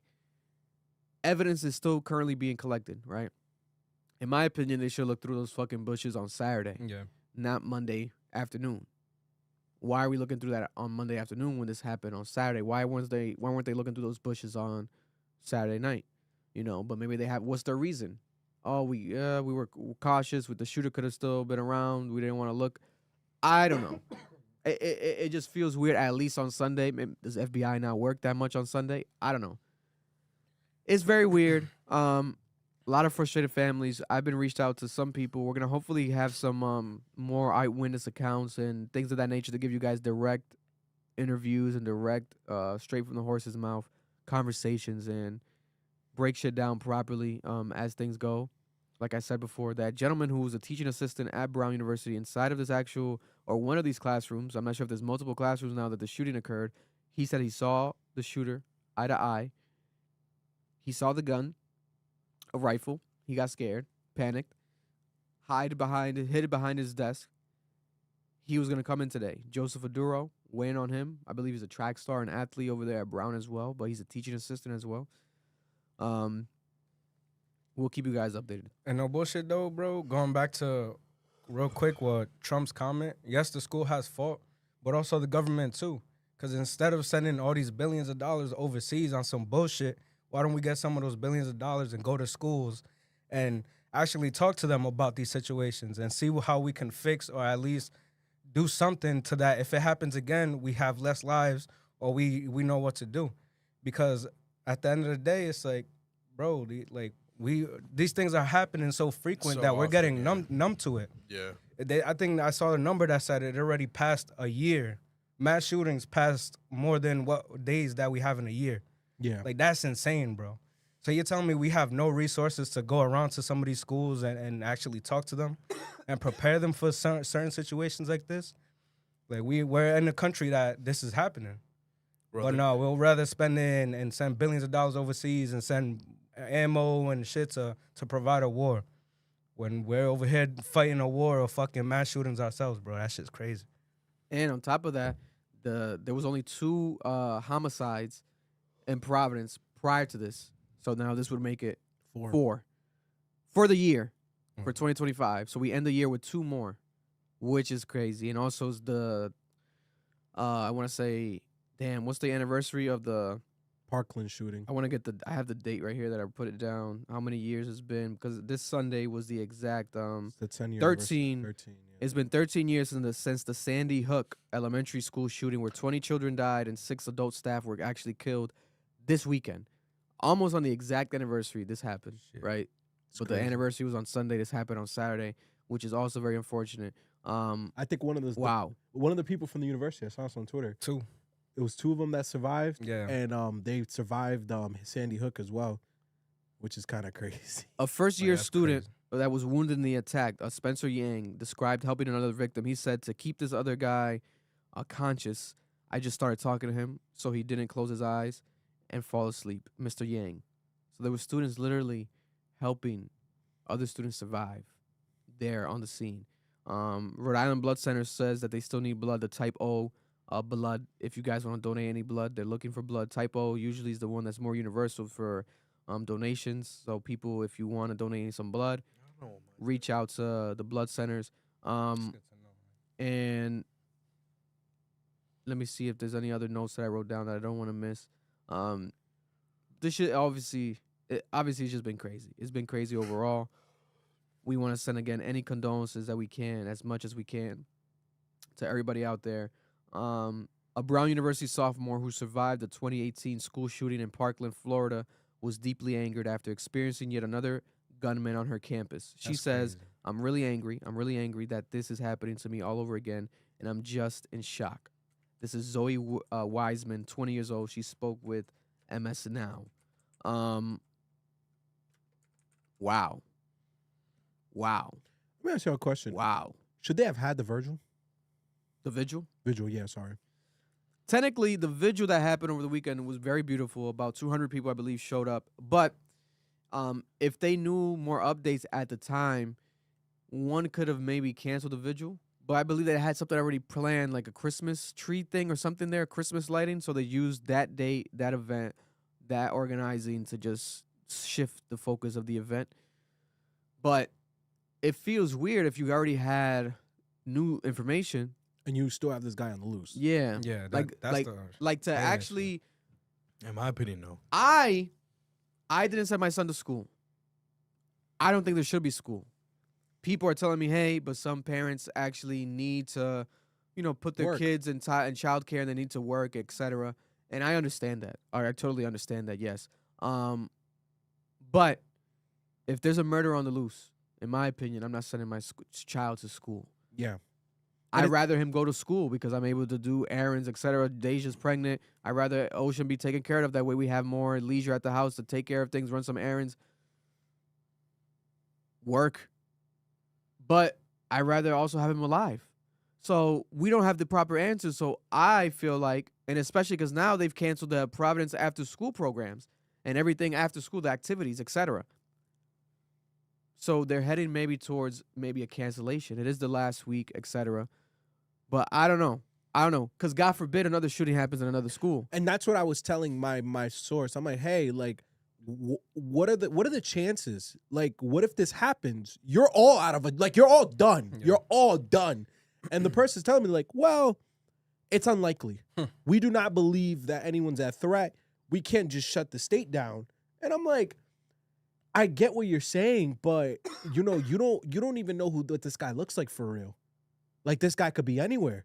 And like we said, he might actually have the motivation to do it again because he got away with it. Right now, he's gotten away with it. And this isn't an unheard of thing. I brought up to the person, like, listen, when Maine had this issue, someone killed 18 people in Maine. It was back in 2023. They shut the state down for 2 days. And the person's like, listen, we really believe that no one is in jeopardy of being harmed again. So I don't know what they know. Yeah, what's good with the How do they know that? yeah, how the fuck And also, I have a theory they might have the gun. people just sent me. Someone just sent me right now. 3 people sent it to me right now. But there's a reporting. There's a second student also that So in total, there's at least, there could be more, but as of right now, there's at least 2 students in Brown University students that actually, this school shooting is their second school shooting. We just spoke about Zoe Wiseman in 2018. She was a student at the West Glades Middle School in Parkland, Florida, across the street from the Majorie Stoneman Douglas High School, where 17 people were killed in a mass shooting on Valentine's Day, and 18 were injured, right? But also, Mia Tretta was a freshman when she was shot in the abdomen in 2019 during a mass school shooting at Saga High School in Santa Clarita, California. Two students were killed that day, and Tretta was one of the 3 injured, right? So 6 years later from her, and 7 years later for Zoe, and now they're dealing with another school shooting here Can you in imagine Providence, Rhode Island that at Brown trauma? University. The Wow. trauma has to be insane. This is History that is that's repeating that's itself. a different level of trauma. Bro, I'm not touching no campus Yeah, no. after some shit like that, bro. Are you crazy? But this is America. This is America. This is America. And this is, these are things that happen at American schools. Very unfortunate. And it's the reality. This is horrible. Bro, That's crazy. the fact that people joke around and call our schools shooting ranges says plenty. Well, here's my thing. And I wish I'd researched Australia. Australia has strict gun laws. Incredibly strict gun laws. Mm-hmm. And they had a mass shooting over the weekend. Yeah, And the day after, right? yeah. Yeah. And this is kind of where I'm very concerned about the rhetoric that's coming out. A lot of people are saying, and I do agree, we need to reform the system in some way because it's getting out of hand. But in many instances, it feels like the only way to deal with this problem is to just not have guns. Because a lot of people actually don't know this. Brown University got rid of their guns. After COVID, they voted for their police officers to be disarmed. So, I mean, I get it. Why? That's the philosophy. The philosophy is a society without guns. I just don't see that happening here. And I don't think, even if we were to pass a lot of this legislation, this problem is still going to be resolved because we're seeing countries that are hailed as these like restricted societies, and they're still having this problem. The conversation has to be, how do we move on from firearms in this world? Because it's not working. Like, this is getting out of hand. I mean, but that just goes to show us that if you're bad, you're gonna be bad no matter what. You're gonna find your way To be bad. To be bad. Yeah, that's why Bryn has a stabbing issue. So it's like, I'm pro gun, and it's like for you to take that away from me, now you're just taking the protection for myself. Yeah. And in my mind, God forbid, I mean, I don't have no intentions of that. So it's like I have mine just to protect me and my family. So it's like now they take away that from us. Now we have no way to just like fight back. That's the issue too right there, is that you can't just say, all right, we're gonna just take it away, because those people that want to do harm is gonna find a way to do harm. Here's a mother of a Brown University student. This audio went viral. It's a nightmare. They were in the middle of finals, so they were all on campus studying at the library. And about an hour and a half ago, the first text I get from my son is, "Mom, there's a live shooting on campus, and I'm going to run, and I love you." I was like, what? So we've only been texting, and I'm getting live updates from him because we've told him to turn off his phone, not to make a single sound, but he's in a supply closet room on campus, barricaded with 12 students. Jesus Christ. They've turned off the lights. They've put chairs on their door. One of his classmates is having a panic attack, so the friends are trying to keep her quiet so that no sounds are being made. Nightmare. Crazy. And right now, I just got notification, FBI Director Kash Patel and Governor Dan McKee have both issued fresh statements tonight on the Brown shooting.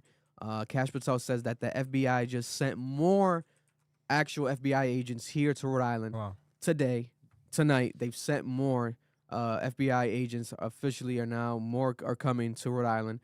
Dan McKee says that he's directed new school security efforts. He has directed new school security efforts as well. Anything Rhode Island authorities need from the FBI, we will be there, says Kash Patel in a social media post this afternoon. You fucking better be, because you were posting photos celebrating capturing a person of interest.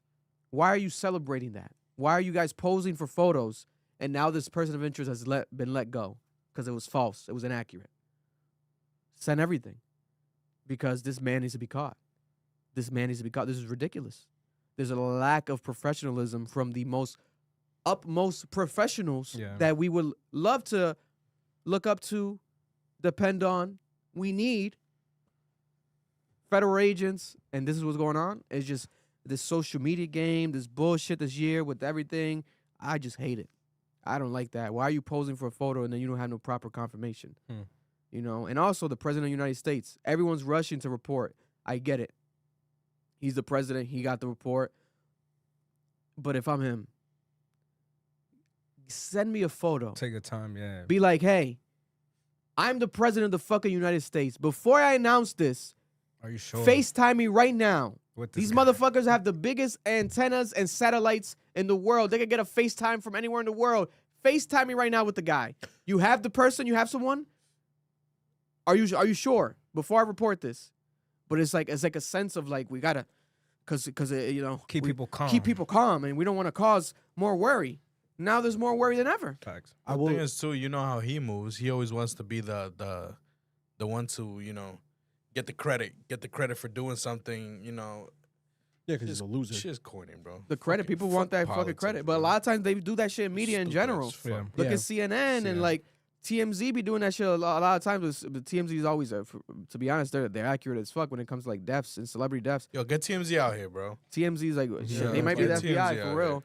But I just got a graphic too. A friend of mine, he mapped out. Not some AI shit. No, he mapped out every house like on a street with a surveillance camera and what time they Airplay it. Where they were. Are you connected to the Wi-Fi? Yeah. Of here? It's actually kind of dope. So airplay it. This is my thing, bro. That whole area is surrounded by nice houses, people with money. Yes, you gonna tell me none of them motherfuckers got cameras? I'm explaining Fuck right now. Out of here, bro. I'm explaining right now because there's But actually. that's what some of the footage that we got was the Ring camera footage. Put that number 7790. That was some of the footage that we got.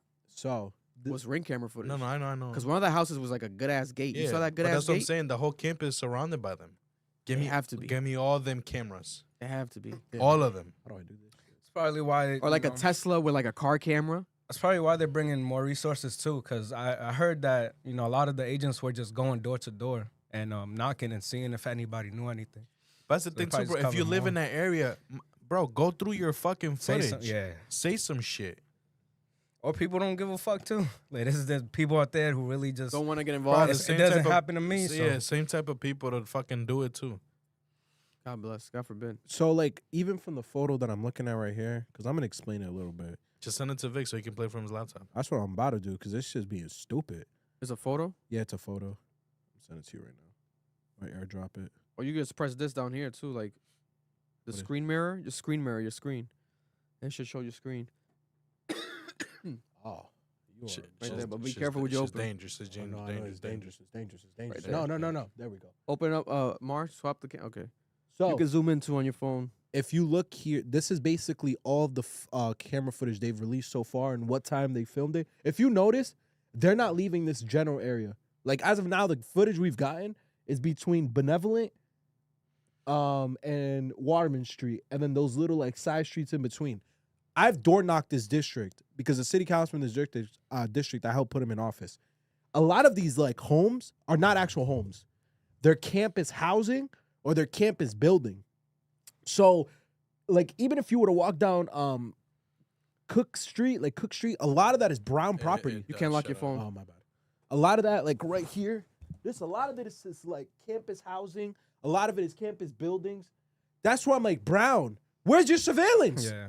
Like, I don't want to agree with Trump, but he got a point here. I know this district like the back of my hand. I've walked it a million times when I was door knocking in the freaking cold.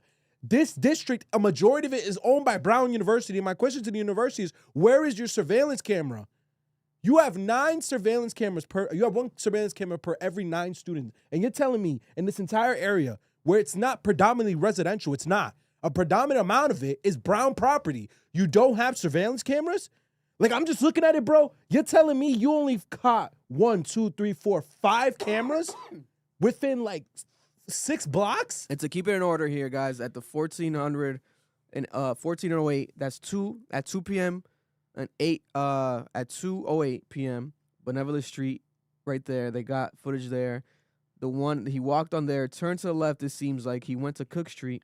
So then by Those are the ones we 2:50 just watched. Yeah. 2:52 p.m.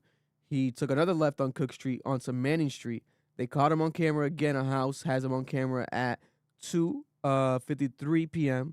on Manning Street. Then he took a right on Hope Street. That's the first video. And that's the first video that we saw, which is at, it seems to be 4:05 p.m. on Hope Street that he takes that turn. And that seems to be after the shooting. You see, Because he goes from Manning Street to the Brown Engineering School right there, commits the shooting there, this is the guy, commits the shooting there, because he either committed the shooting or he just disappeared coincidentally for Down an Waterman hour Street. while the shooting was happening. So that's what I'm saying, right? You're seeing the times, right? What's that top one say? 16. So that's 405. That's 406. 406. Yeah. The bottom one is what? 1408. So That's that's 208. 208. So 2 hour at- difference. So at 208, the next time is what? 1452. Yeah. So that's what? That's 40, two- that's 40, 2:30. 40 something minutes later. Where the hell did he go? Where the fuck did he go? And then where'd he go between the shooting and then? Where the fuck did he go? Yeah, this don't make sense. You see what I'm saying? Bro, he might still be in the area. He might Where have a the safe house. fuck did he go, bro? Also, shout out Osto for the photo. He's my boy that sent it to me. This is crazy. We're talking about 2 hours. This guy's disappeared, Vic. That's nuts. Bro, quick he's in the same blocks. That's crazy. quick approximate math, or a little bit close to 12,000 students divided by 9 each. So approximate 1,333 cameras around. Where the fuck are these cameras? And that's actually a low number that I'm thinking, like, that's kind of For that big ass campus, yeah. for that. It's pretty much downtown. The whole downtown is brown. Yeah, no, it it's is. So it's like, bro, that's it. That's all you got. That's all you're covering. And Their there's- campus there's no- isn't just where Hey. Metro was at. It's the whole area is their campus. No, yeah, Hey, that's another where's- thing. This where's- is not a regular campus. It's a where's- community. Where's the classroom cameras? That's too. what I'm The saying, classroom bro. cameras is crazy. Where's the bro. classroom cameras? Nothing inside. They're saying they Again, didn't catch him on the cameras. Is it because it's an old building? That's gonna be the argument. Somebody's lying. My cousin tried to say, Come on, dog. it's not a jail. They shouldn't have cameras to. Bro, your And eye, this is the reason why you should have cameras. your eye has old ass It's fucking buildings. insane, Has old ass buildings that With have mad fucking cameras. cameras in there. Mad cameras. Bro, the Chafee Science building had a camera in every corner, and that shit's older than Chafee old himself. as fuck, bro. What And are we talking the about? frustration, also the frustration really comes from the people that live here. If you know here, if you live here, you know in Providence, you could get a ticket so fast. You could get caught here by police so fast. There's Speed so much cameras. speed cameras. There's now gonna be noise cameras Yes, being sir. implemented. Yep. All types of fucking cameras. So we just feel like, hey, how is there no footage properly of this guy? They're holding Clear. information. They're holding information, bro. Because, Vic, we're talking about he disappeared from 1408 to 1452. Where did this nigga go? That entire neighborhood is brown buildings and properties. I know this for a fact. Very little amount of that is actual residential housing. Where the hell is this guy at? You're gonna tell me he disappeared for 44 minutes. And no one caught it. With that stomach. And he's more than likely, to be honest, if he's still around, I would think that he's more likely on the east side of Providence. Me too. That's because that's the direction he was heading towards, Waterman Street, all the way down past the east side, pediatrics, Angel Street, the baseball field. But that's what I'm saying. Look, let's say he keeps going up, or like let's say down fucking Waterman Street and shit like that. He's gonna end up hitting the fucking. He can go either way from there. He can either go towards fucking Pawtucket, he can go towards fucking East Providence, or he can just dip out and go towards Central Falls. Yeah. Bro, scary to think that Come on, dog. they probably knocked on his door already and talked Yo. to this dude, bro.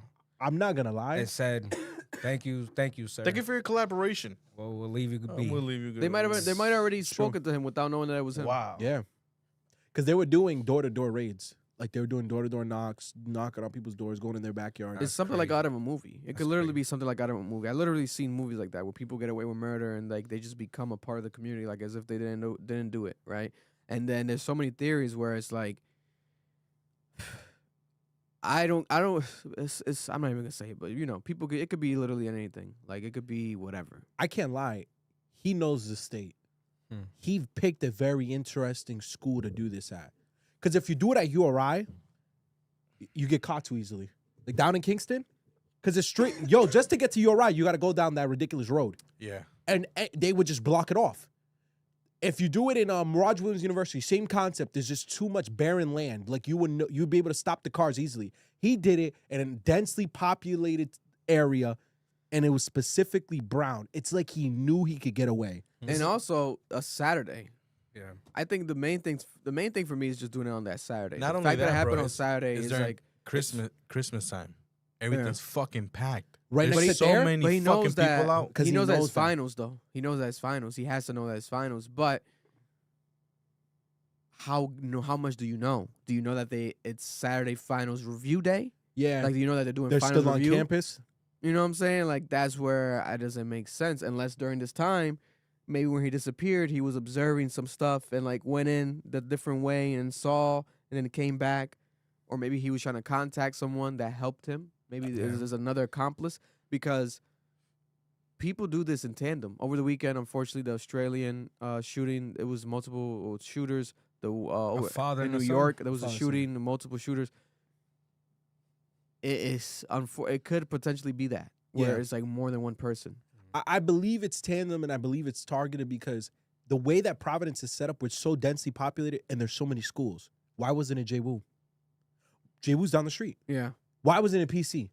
PC's 10 minutes away from this location. What's the reasoning, bro? What is the reasoning behind Brown What is University? the reasoning? And why was it the engineering building? Because he's clearly scoping it out. And like Vic said, why is it on a Saturday? Like this person is much more closer than I think they're understanding this person to be. He has much more information than I think they know. He might be someone's relative that goes to the school, or he might be a former student that went years ago.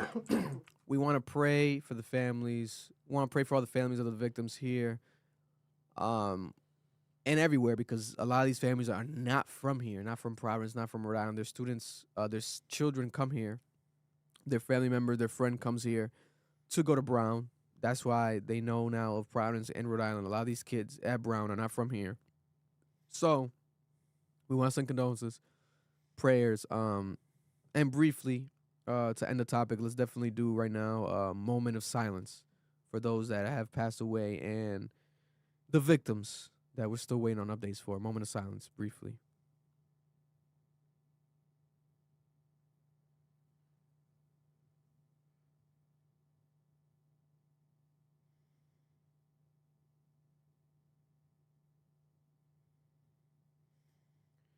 Appreciate you all. God bless. Pray for PBD. Pray for Providence. We will keep you guys updated with all this. Please send us updates. Send us everything that you guys can. That's actually legit and proper. No AI bullshit. Fake. Someone sent me an AI photo of a gun. I'm like, I don't know what's going on at this point. Why are you guys doing AI guns now? Please, let's try to stick to the facts because there are families that are still mourning. Families that might not have even been contacted yet to even be allowed to mourn, right? So please help us. I also want to say there's another statement that the chief made. They asked him, you continue to try and reassure the public that they are safe, but you also just said, My bad. you're fine. But you also just said that this person you believe is armed and dangerous. So how could both be true? Police Chief Oscar Perez. Well, yeah, right. That's something that's unknown. We have enhanced enforcement. So essentially, he is still armed, according to them. They're not sure if he's armed or not. It leads you to believe that they don't have a weapon. Yeah, they don't have a weapon. Yeah. Because they would have confirmed it at this point. Be careful. We don't know what his agenda is. We don't know what this person is trained to be like. If he spin back, that could be a possibility. So just be careful out there. And also stop spreading misinformation. Stop spreading fear. Please, stop misreporting I'm stuff. not moving in that area, bro. I'm telling you that right now. Oh, I'm not going anywhere near there. God If bless. I was there, bro, I'm not moving in there. I'm staying inside. Fuck out of here, bro. Yeah, very, very tragic situation. Pretty crazy. And we'll cover some topics briefly in pop culture, things that are happening, the ones that are the most highlightable. Over the weekend also, radio history ended at Hot 97. Peter Rosenberg fired after 19 years. We also have Ebro, his show canceled with Peter Rosenberg and Laura Stiles. Ebro in the morning after 13 years on air at Hot 97. Ebro says that they're trying to get that the people that run Hot 97 that own the company are trying to get to the bags at the VCs, that's venture capitals. They're trying to raise some capital. He says at Hot 97, WBLS, they don't give a fuck about hip hop or black people. He went off. He also basically said that his progressive position and when he speaks out, his rhetoric, everything that he's been basically just saying, his opinion, is also something that led to this decision. He believes he was theorizing because one of the people that own High 97, I guess, is somebody that has one of the casino licenses in New York to open a casino. So he feels like this was a play where they realized like there's no money being really made here. So they're not there for the culture. Like, if we got to scrap it, let's scrap it. We saw something like this happen locally. Hot 106 here, our hip-hop station, most famous, most popular hip-hop station in Providence, Rhode Island. Growing up, we all knew it. Classic, legendary. Vanished now. Now I think it's Little Big Rock or something like that. No, like they play rock music. It's like a rock station now. And people this whole year with the narrative is hip-hop dying. Hip-hop numbers have been going down. There's a lot of great hip-hop music, but the mainstream hip-hop numbers have gone down. This could be tied to this hip-hop radio station being canceled, being closed, right? Ebro in the morning. He says there's more to come, and we have more to come. Today they officially launched, though. It gets crazier because they officially launched today their first episode of their own independent show, the Ebro Lauren Rosenberg Show. Wow. And on the episode, they have new revelations. They showed direct messages from Drake. Drake left a comment, a axe emoji, basically celebrating Ebro being canceled, his show, like he got axed off, right? Just an emoji. Off this emoji, though, it made Ebro respond. Ebro called Drake right wing. Yeah. Peter Rosenberg also went off just off this one emoji, and Peter Rosenberg said, I used to think Drake fans I used to think of Drake fans as attractive women who like to party. Now it's like weird Twitch commenters who are absolutely virgins. He also said, did he delete it? He said something else. It's behavior like this that has made it impossible for people to defend the whack shit that he does. But happy Hanukkah, my one-time pal. I truly wish you all. I truly wish you well, even if you're celebrating what you believe is our demise. Spoiler alert: we're about to be much bigger now that we won't be held back by a company that is and has been completely lost ever since they bought the station. Right now, we have them revealing Drake. Drake threatened Ebro. He basically, I feel like it's a threat. It could be, a joke, sarcastic, yes, but it's a threat. I'm like, damn, he said this? Like, why would you say this? Because you know they're going to talk about it, and this is them talking about it. Let's play the clip behind me.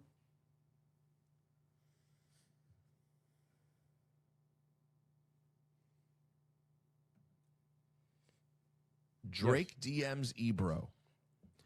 Oh, my bad. It's not Is there a showing. video? Right there. You guys are hearing it, though, right? Yeah. All right, let's start from the top. Here's Peter Rosenberg. Ebro. Drake DMs Ebro. Die slower, pussy. We got some shit for you. Damn. Ebro replies, relax. You're salty about losing to Kendrick. You're not mad at me. Love, bro. No, it's a good response. Honestly, I think it's great. That's a really good response. He's not mad at me. Why would you be mad at me? Mad at me for what? No, stop. He's definitely mad at you, and he's been mad at you. Why? He's 100% mad at you. Yes. Why would he send that? Mad at me for what? Honestly, What did I do? And you surpassed me. It's the most loose DM he's ever sent you. That's crazy. No, that's. And by the way, if I were you, I would do what Drake would do. Sue. Feels like a threat. Oh shit. This Feels kind like of a threat. crazy. Yo, die. It feels like a threat. He said die, and then we got some shit for you. I'm going to court like you, Drizzy. Drake DMs. Now, if we're being honest, it is pretty crazy for Drake to This is say that, die though. pussy. Because it was like, we got some shit for you, but does he mean like music? Like he's going to diss Ebro on a song or some shit? We got some shit for you. Drake also starts pulling the industry. He could continue to undermine him. He has pulling Apple. Ebro has a show in Apple. And that's what he has But to take him out after. But then conspiracy theorists, tinfoil hat me. Did Drake have something to do with this? The firing? Maybe. Start. Because why celebrate twice with emoji and then you're direct DMing Ebro like die slower? Like as if die slow, but you're dying, but die slower, and we got some shit for you. Yeah. Like something else is coming. Was that Like what? Is he gonna get fired from Apple now? Like what That'd type be of talk is crazy. this? That's what it feels like. It feels like he's referring to his career. Like your career is dying, and I'm going to participate further in it. Was the axe before or after? The axe was after they got After they got canceled, After? Okay. and then I think he DM'd after. Bro, But not obviously only they that- revealed the DM a day later. Drake hit him up directly. 3 a.m. It wasn't no reply to his story, no nothing. He went, found his account, and hit him up. Was like, "That's slower, pussy.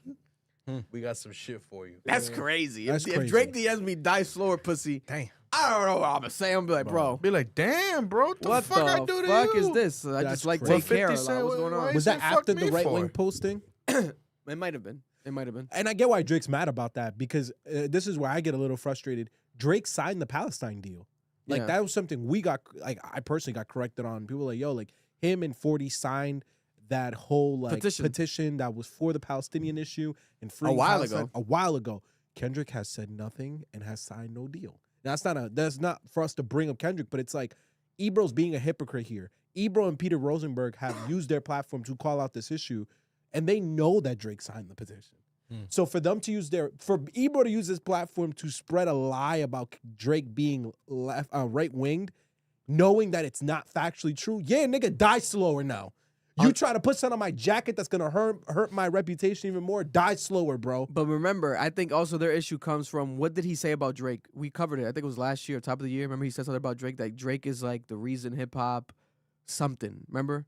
And then That Drake hip-hop's dying? Drake was like they're like I a don't remember. posted like Ebro as like ayahuasca or something. You don't remember? He posted Yeah, I know what you're talking about. I remember they went back and forth. I'll find it on my own page. I think I posted it on my own page. If I look at my own tweets, Ebro.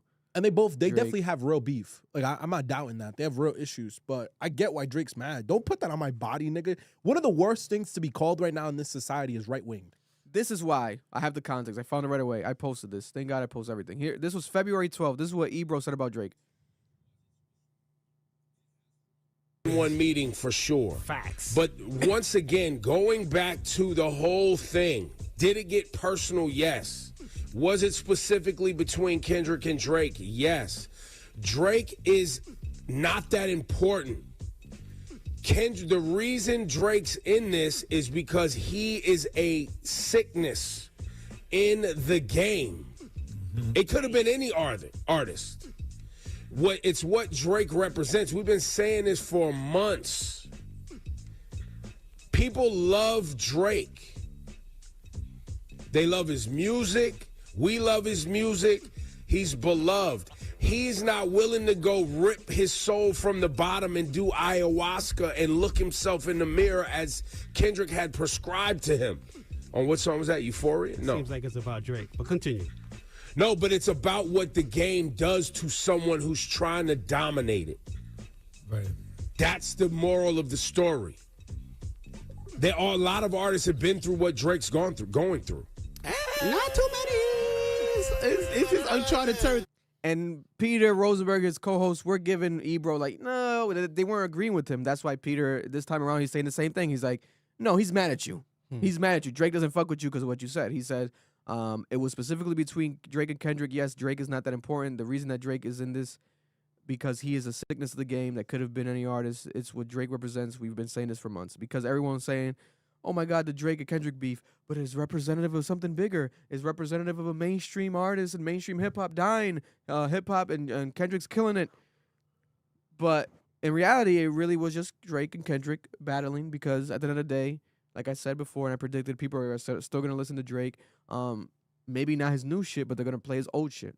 He's the #1 streaming artist at the end of the year right now. Numbers, always speak for themselves. Drake responded to Ebro at the time. He posted Ebro as an ayahuasca, remember? And Ebro was laughing, saying, we'll get your mind and body right.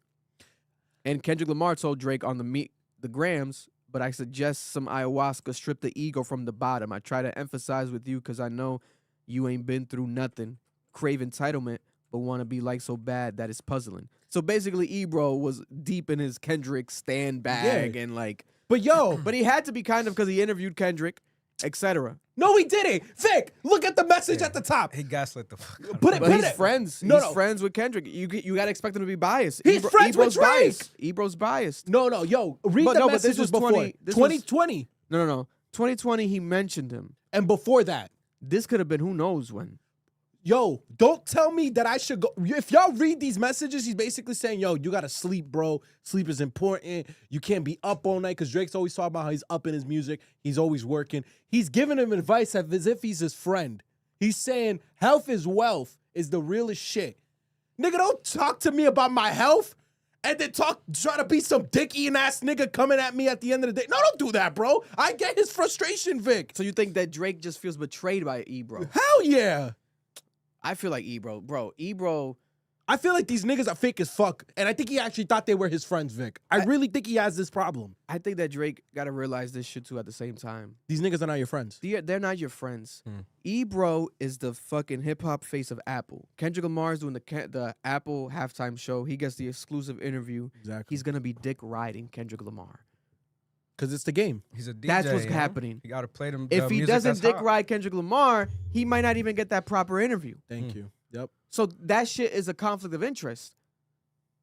That's what's going to happen. You can't expect loyalty from Ebro. Like, what is Ebro to you? Now, also behind the scenes, I don't know. I know Peter Rosenberg has said that him and Drake have had a lot of phone calls in the past, and like he felt like they were closer. And one time Drake got so mad at Peter because Drake's mom got mad at him, like, yo, what did Peter Rosenberg say about you, some shit? And he had to call Peter Rosenberg. It's that Jewish shit. He called Peter Rosenberg mad, Drake, on a personal call, like, yo, my mom's even saying this. Like, why you say this on the radio about me? My mom even. So I was like, damn. So I felt like they had some real shit. Him and Ebro, I don't think that they really had something. Unless I don't know. We also don't know. We don't know what else is in those messages. But we really don't know behind the scenes, etc. Some other shit happened. Maybe Ebro did something to Drake personally behind the scenes. Now, if that happened, that's different. But I think Drake can't expect loyalty from these people. He can't.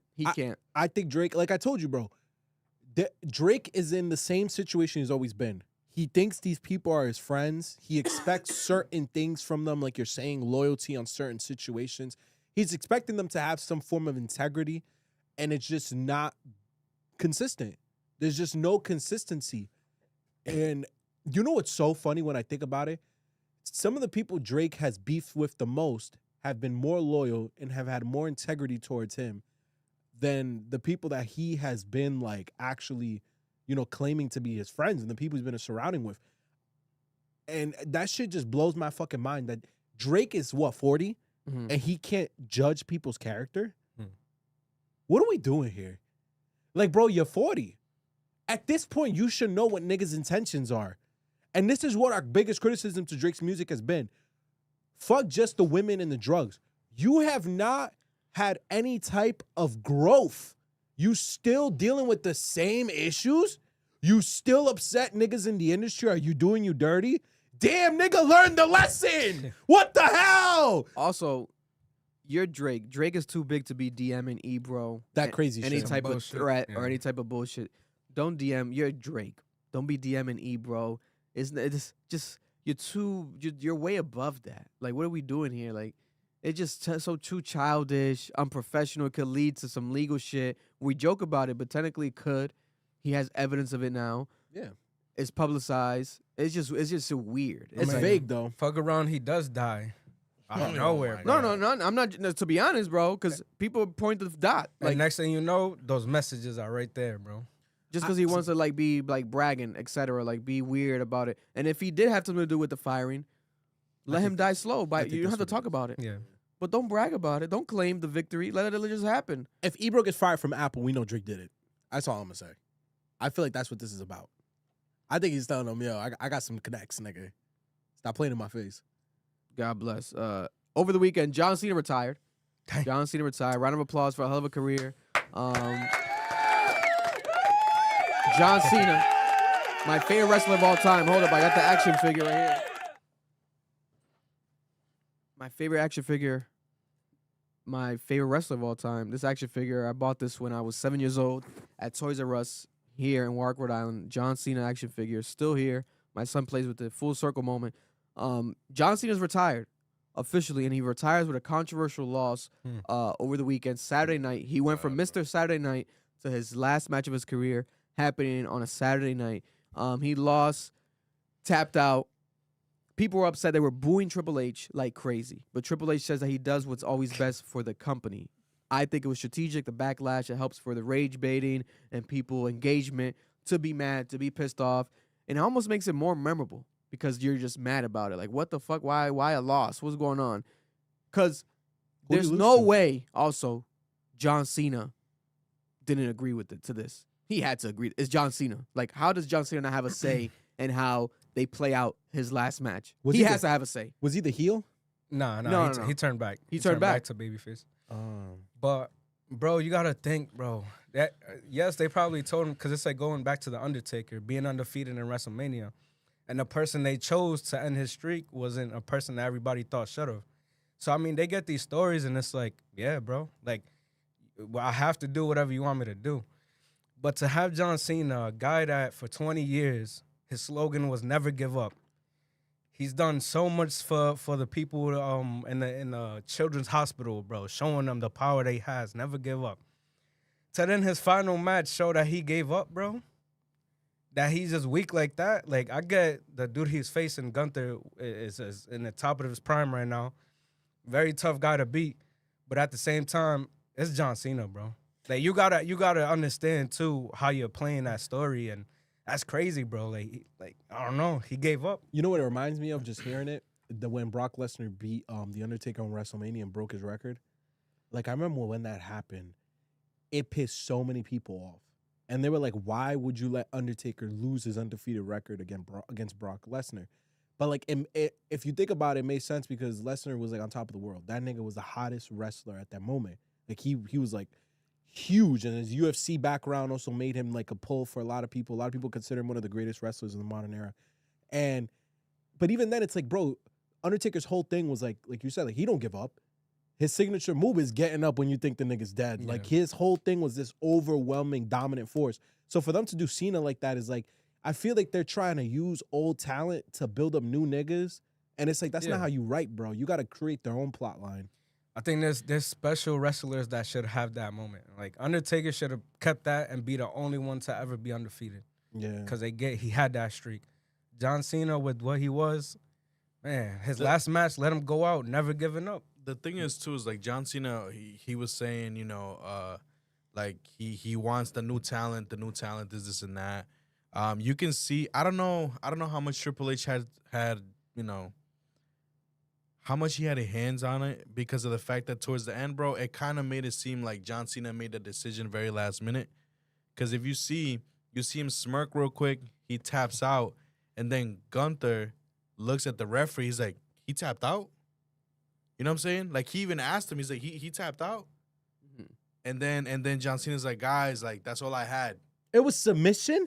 Yeah, he tapped out. And John Cena's never been submitted before but in his that's whole the career. thing. Like, he starts, like, building up this thing. He's starting to make a comeback, this, and that. We're like, oh, shit, that's it, blah, blah, blah. But then he gets Gunther puts him in a submission like fucking like 10 times in a row, bro. No bullshit. And then you see him do a little smirk, and he taps out. And then you see the camera pans out, and Gunther like falls back and like looks at the referee, and he's like, he tapped out? Like, he's double checking. So I have a feeling he made that decision last minute. Not gonna lie to you. It upset everyone because even his old people, like the old stars that were there, Trish Stratus, fucking I forgot the name of the other ones that were there, CM Punk thing. You can see the reaction. They're like, what the fuck? Even the announcer was like, what the fuck just happened? You know what I'm saying? Everyone was pissed off. They were yelling. It's like, bullshit. And John Cena's like, guys, like, that's all I had. You know what I'm saying? And you can see him, bro. Even like when you see him walking around, he's a hunchback. Like, he's showing his age, bro. It sucks, bro. I was shedding tears while that shit was happening. I was like, fuck, a GOAT is gone, bro. But, like, that fight was bullshit. I think it should have been way more memorable. I think that the goodbye should have been way more. Like, you see these people come out and shit like that, but then, like, the only ones that really, do something with him is fucking CM Punk and Cody, right? Cody Rhodes? Cody Rhodes, yeah. Goes up there with the fucking belts, and they give him the belts, and they're like, yo, like show him off. Show him off type shit. I don't know. Obviously, John Cena was always saying, it's like, the new age. I care more about the new age, this and that, blah, blah. They did the certain fights with certain people during, like, some, like, the main events throughout the year and shit. I think he should have left in a fucking high, bro. Yeah, bro. He should have left the winner. It should have been a crazier fight with a different opponent. He should have still had his fucking belt. I don't know. But before we continue. Oh, super chat? Yeah. A hell of a super chat. Yeah. Before we continue, I really want to show and say thank you. John Cena? No, Jasmine Wilson with the $99.99. I appreciate you, Jasmine Wilson. Thank you very much. Happy holidays, Cap Crew. I've been listening to you guys since your Benito Por Siempre review. Much love from the DMV. Thank you so much, Jasmine. Thank you appreciate so much. You, Jasmine. You're Jasmine, man. You live inside the DMV building? Damn. I ain't gonna lie.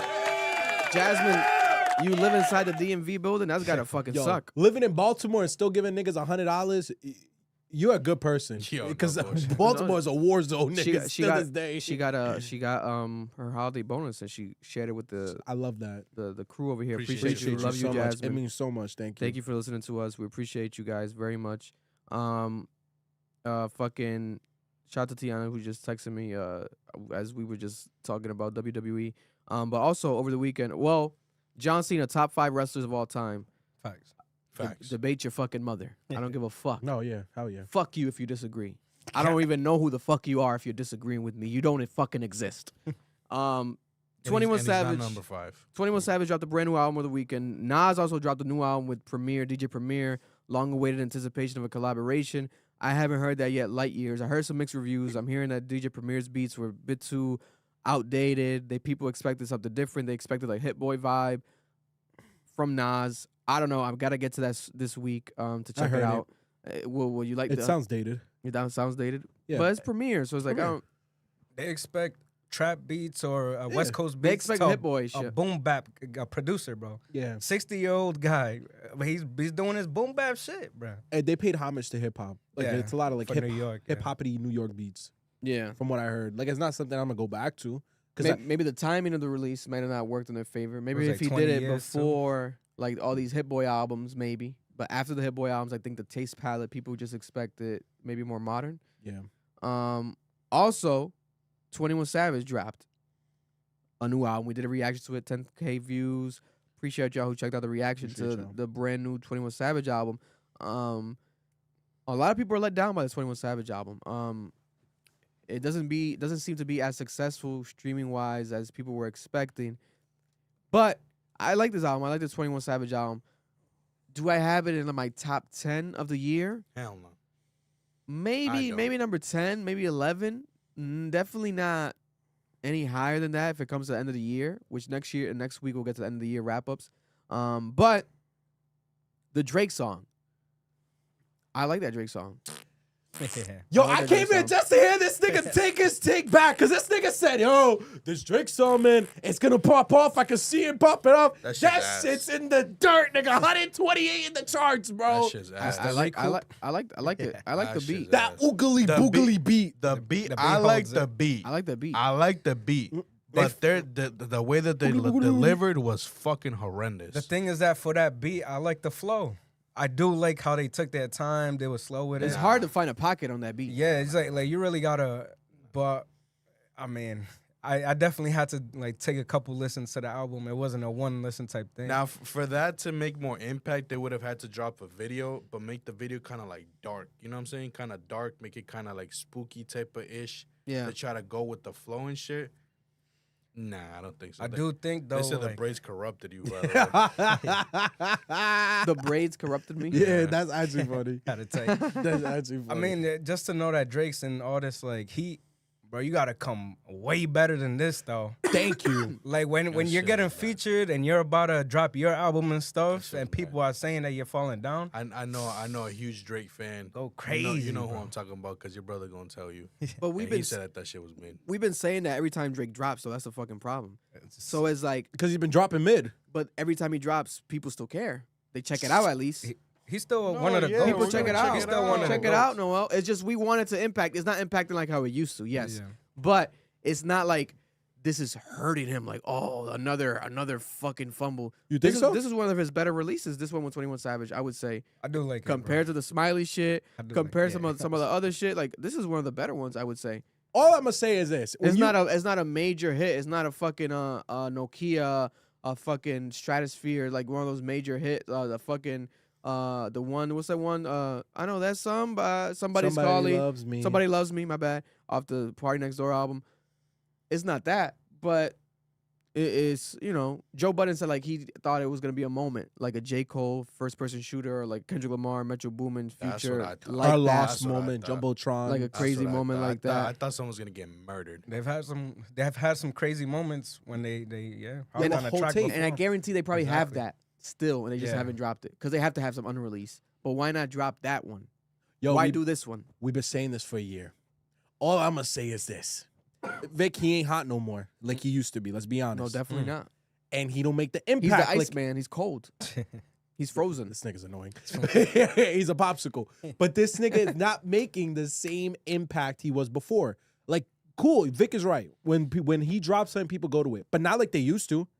When Drake would speak, when Drake would drop music, everyone would go to it. It's not feeling the same. Even Marlon was saying it during the live streams. There's not that many people watching compared to what you would expect for a Drake stream.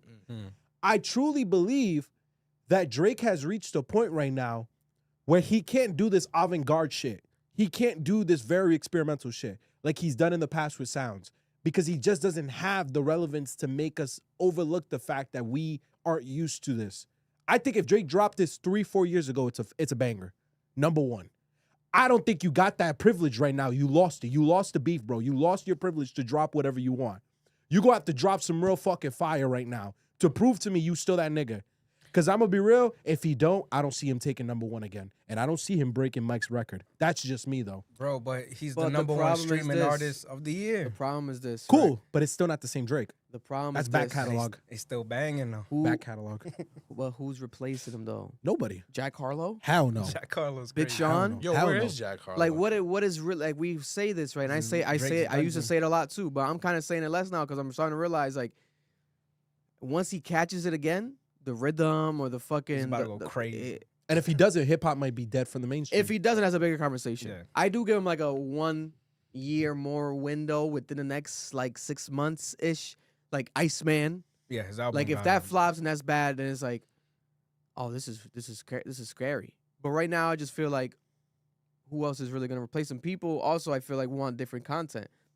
I'm sorry, I don't want to hear 40-year-old Drake rapping about being a babysitter or not getting. I didn't get a sitter, getting her a babysitter. It's just terrible. Like, I get what he's trying to do with the flow, the pocket, the rapping, but the content matter. Yeah. I just want it to update. That's my gripe. I just want him to get more mature.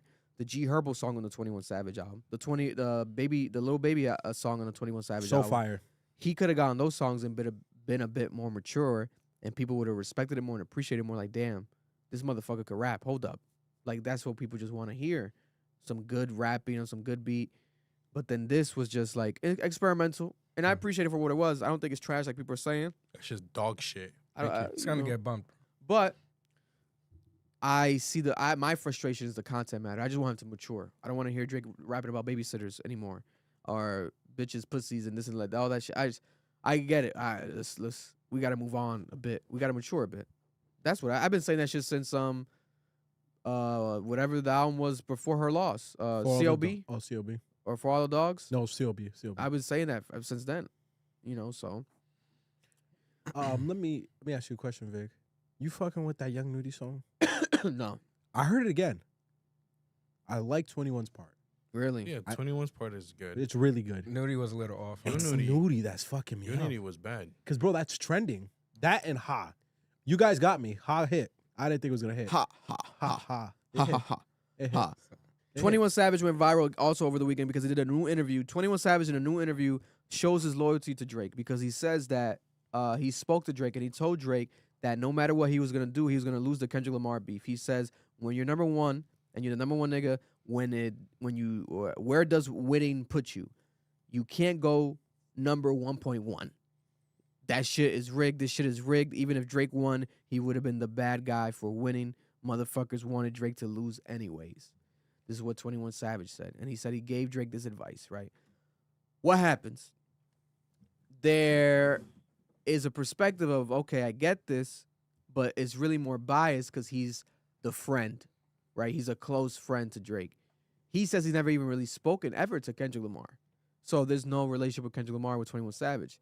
And obviously he owes Drake a lot because the features, the collaborations for free, and the tour, the whole fucking album. He gave him a whole fucking album. Gave him a whole fucking album. So it's like he has to be loyal to Drake. So we understand the bias is gonna be there. On top of that, this is an opinion where I don't necessarily agree because if Drake won, how would people shit on him? I don't see people shitting on Kendrick Lamar when he won. Maybe certain aspects, but overall, you're a clear winner. Once you're a clear winner, you're a clear winner. For him to say that is just clearly just being biased. Because if Drake would have won, it would have been crazy. Yeah, when Drake beat Meek Mill, it was clear. It was fucking crazy. I was in DR on vacation and everyone in DR was playing back to back. Like, it was crazy. It was like, So if Drake had a successful win the same way Kendrick Lamar did, we wouldn't be talking about it. It would be a different conversation. I don't think that would have been like Drake got shitted on. I think what he's trying to confirm with what he said is that the industry isn't really rocking with him, bro. Basically kind of confirming what he's saying, you know what I'm saying? Like, there's no loyalty, people ain't friends,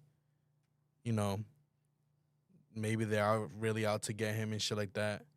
That's the way that I'm trying to see it. Because the thing is, even if he would have won, we know that there was so many people behind Kendrick Lamar and shit like that, so they would have kept dogging him. Let's be honest. After winning. They would have brought up other shit. They're like, oh, okay, you won against Kendrick Lamar. All right, go finish Pusha T. You know what I'm saying? They were still going to continue to dog him. But the thing is, I don't see a world where Kendrick Lamar was going to lose this. Like, nah, when this first happened, we thought Kendrick might lose. Let's be honest. If it was like a hit, a hit to hit, We yes. said that. We all said that. I'm not gonna I didn't say that. I didn't say that. Once the you raps, and me said it. You and me said it. First song with Drake, two whatever he did. Drake did 2 songs at first, but once the rap started coming, it's like okay, because it's like I mean, this is a wrap off. Like Kendrick's not gonna stop. And once we started hearing, especially once we started hearing, oh, he's this guy. He got 5 songs. He got 10 songs ready. All right, there's no way.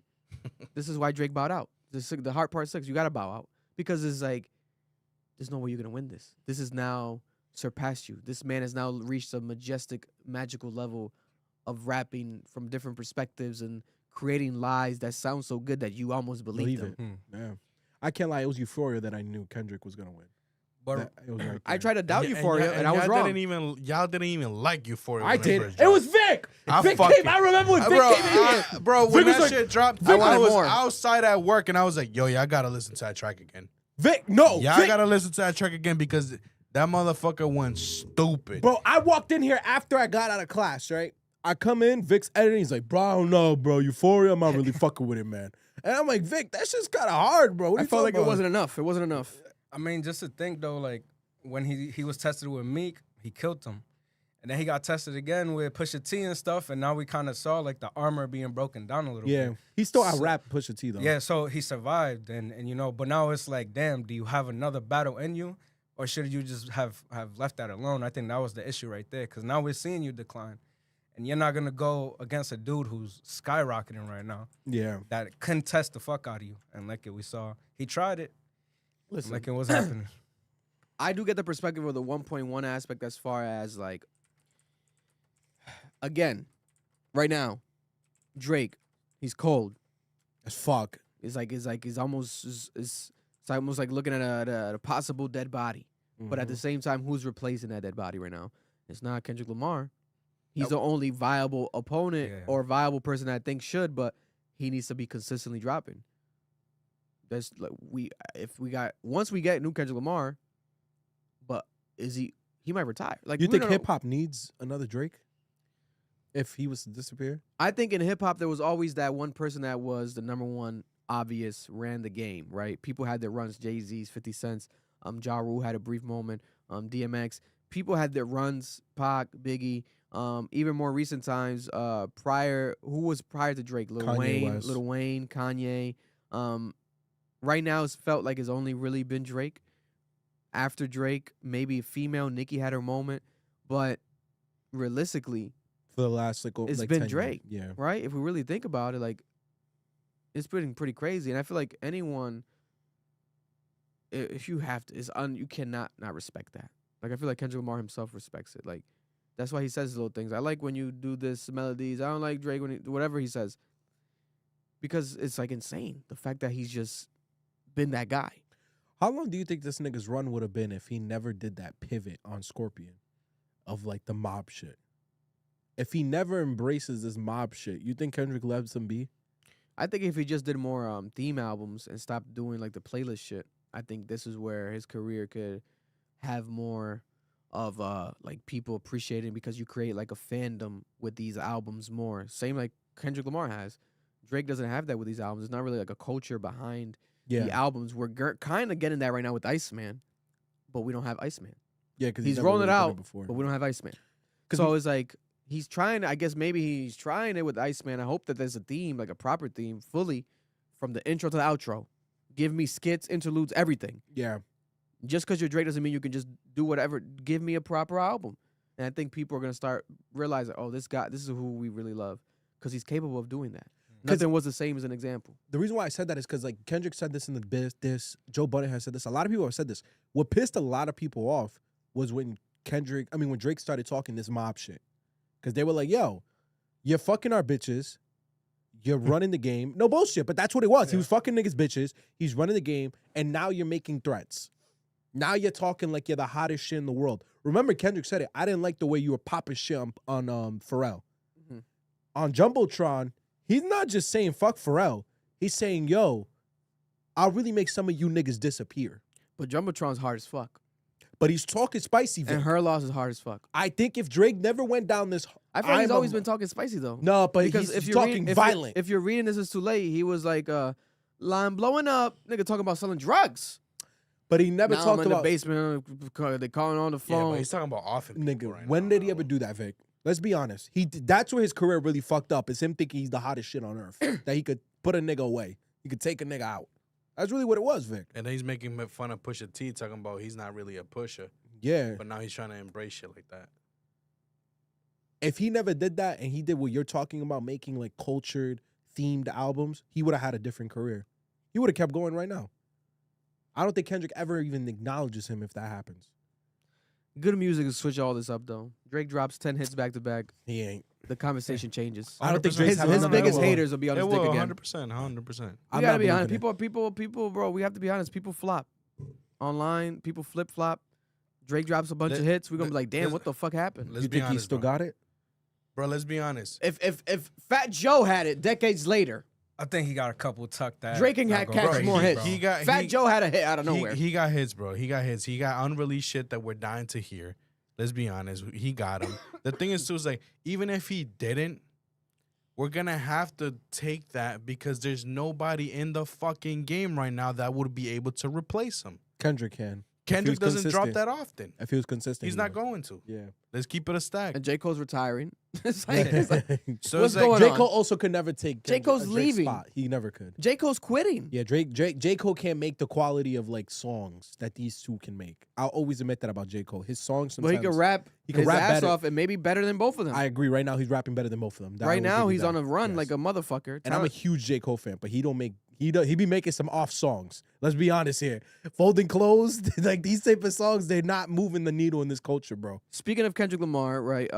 Kendrick Lamar has some touring status that went viral today. Kendrick Lamar, the Grand National, the GNX tour, has become the highest grossing hip hop tour of all time with $358,706,000. According to touring data. That's US and Europe, not including the Latin America and Australian tour. All right. And if you go to the touring data page, there's a couple other stats that today. Let's see right here. From this actual tour. Kendrick Lamar and SZA, top 20 biggest concerts as a part of the Grand National Tour. The most sold date was the Lumen Field in Seattle. This is 60,000 tickets sold, venue and city and date. This was the May 5th month, 17th of this year. And the Grand National Tour in Europe had $105 million revenue in Europe, with 676,000 tickets sold. The Grand National Tour also had a $252 million revenue in North America with 1,085,000 tickets sold.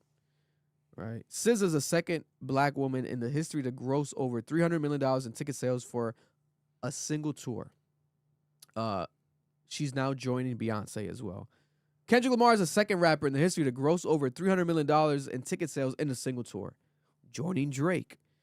Kendrick Lamar and SZA have earned the most attended European concert of all time with the August 2nd show with 56,000 people and 554 tickets sold at the Stadio Olimpico in Rome as a part of the Grand National Tour.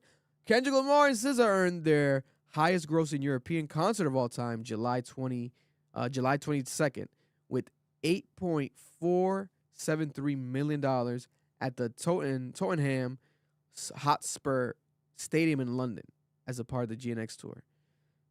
They have a lot of records. Also, they earned their highest grossing concert of all time, May 17th, at the Lumen Field in Seattle with $15.3 million. Right?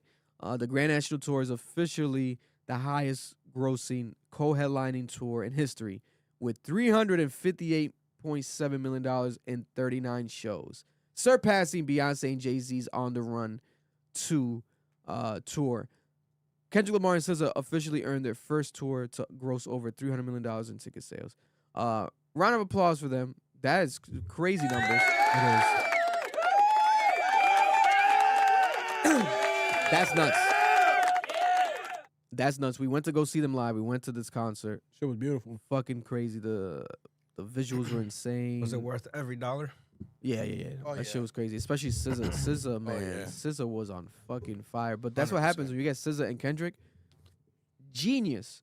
To do a tour together, you're gonna get numbers like this. Crazy duo. They fucking killed it with that. They did a good ass job with that. You know, they were very smart with that. More Diddy coming, guys. More Diddy. We have 50 Cent did an interview with Sherry Shepherd. he says that it's not over. There's more unreleased Diddy footage that didn't make the Netflix documentary. And he's going to make sure that it actually gets seen by the people. Where? On YouTube. He wants to put it on YouTube. That means it might just be free, right? Unless Netflix extends the contract, does more episodes, does part 2, they can. But he says he has footage specifically that he wanted to include but didn't get to include of Diddy in the situation with him dating Tupac's ex-girlfriend. And he also had a daughter with Tupac's ex-girlfriend. Huh? Chance Combs, Diddy's daughter. Her mother is Sarah Chapman. They had a daughter in 2006, but Sarah Chapman dated Tupac publicly in 1995. And this was things that people would bring up in the past, but there's a segment in the documentary, there's footage of this and this being covered that he wanted to bring up, but it didn't make the documentary. Now, is 50 Cent going too far with this and doing this? Dr. Umar called out 50 Cent and he said that it's a self-hatred disguised as a community service.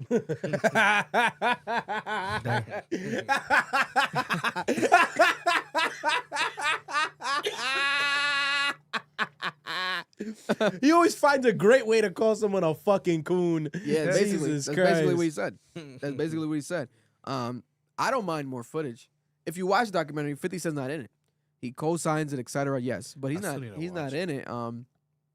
But listen, if the director is fine with it, if Netflix is fine with it, let it happen. Now, if they feel like it's a conflict of interest, then they should say, "Hey, Diddy, we don't want you involved because legally, if we get some lawsuits, etc., you are his enemy, his beef. People are gonna say, you know, we're biased. We don't want you involved, 50." Also, I feel like it was taken out because it was sensationalized.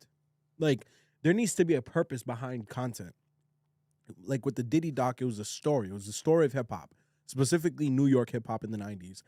And Diddy's role in it and him rising out of that and bringing about one of the greatest eras of hip-hop history. And American history, too, and black history as well. Yeah. And how that all intricated in his entire identity and who he became and what he ended up doing in the industry.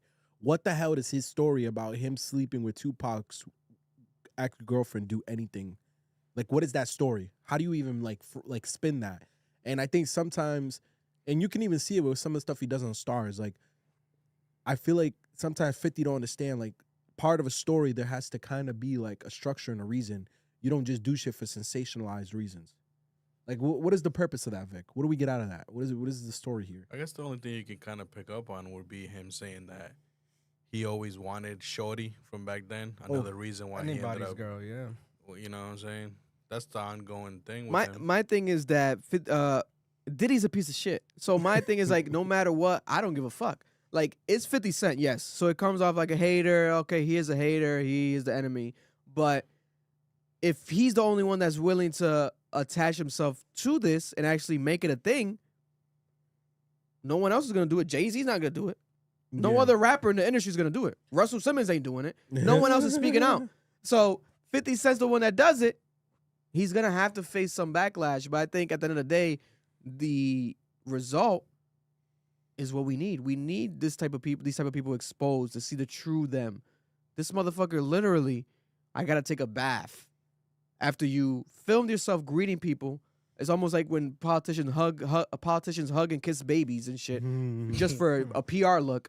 So there's a scandal like that with you, and then you're actually, let me go greet the people to show people on camera that people still love me. They still want to take photos with me. I'm still Diddy. But then these same people, you go in the car and you say you want to take a bath after you shook their hand. One thing is to wash your hand, but then you were like gassing it. I got to take like a hot ass bath and because you're a fucking weirdo. Any man that puts his hand on any woman the way that he did, not even just on camera, because I'm pretty sure this shit happened off camera, but if you, especially on camera, what it's like this guy, bro, he's a piece of shit, bro. He's a piece of shit. Like, I don't care. Like, so you think getting the information out is all that matters? That's all that matters. If it's done well, and even if it has a purpose behind it. Because if the documentary was shit, I would say it's shit. But the documentary actually was an amazing documentary. No, everywhere I go, everyone's like, "Oh my god, I didn't know this."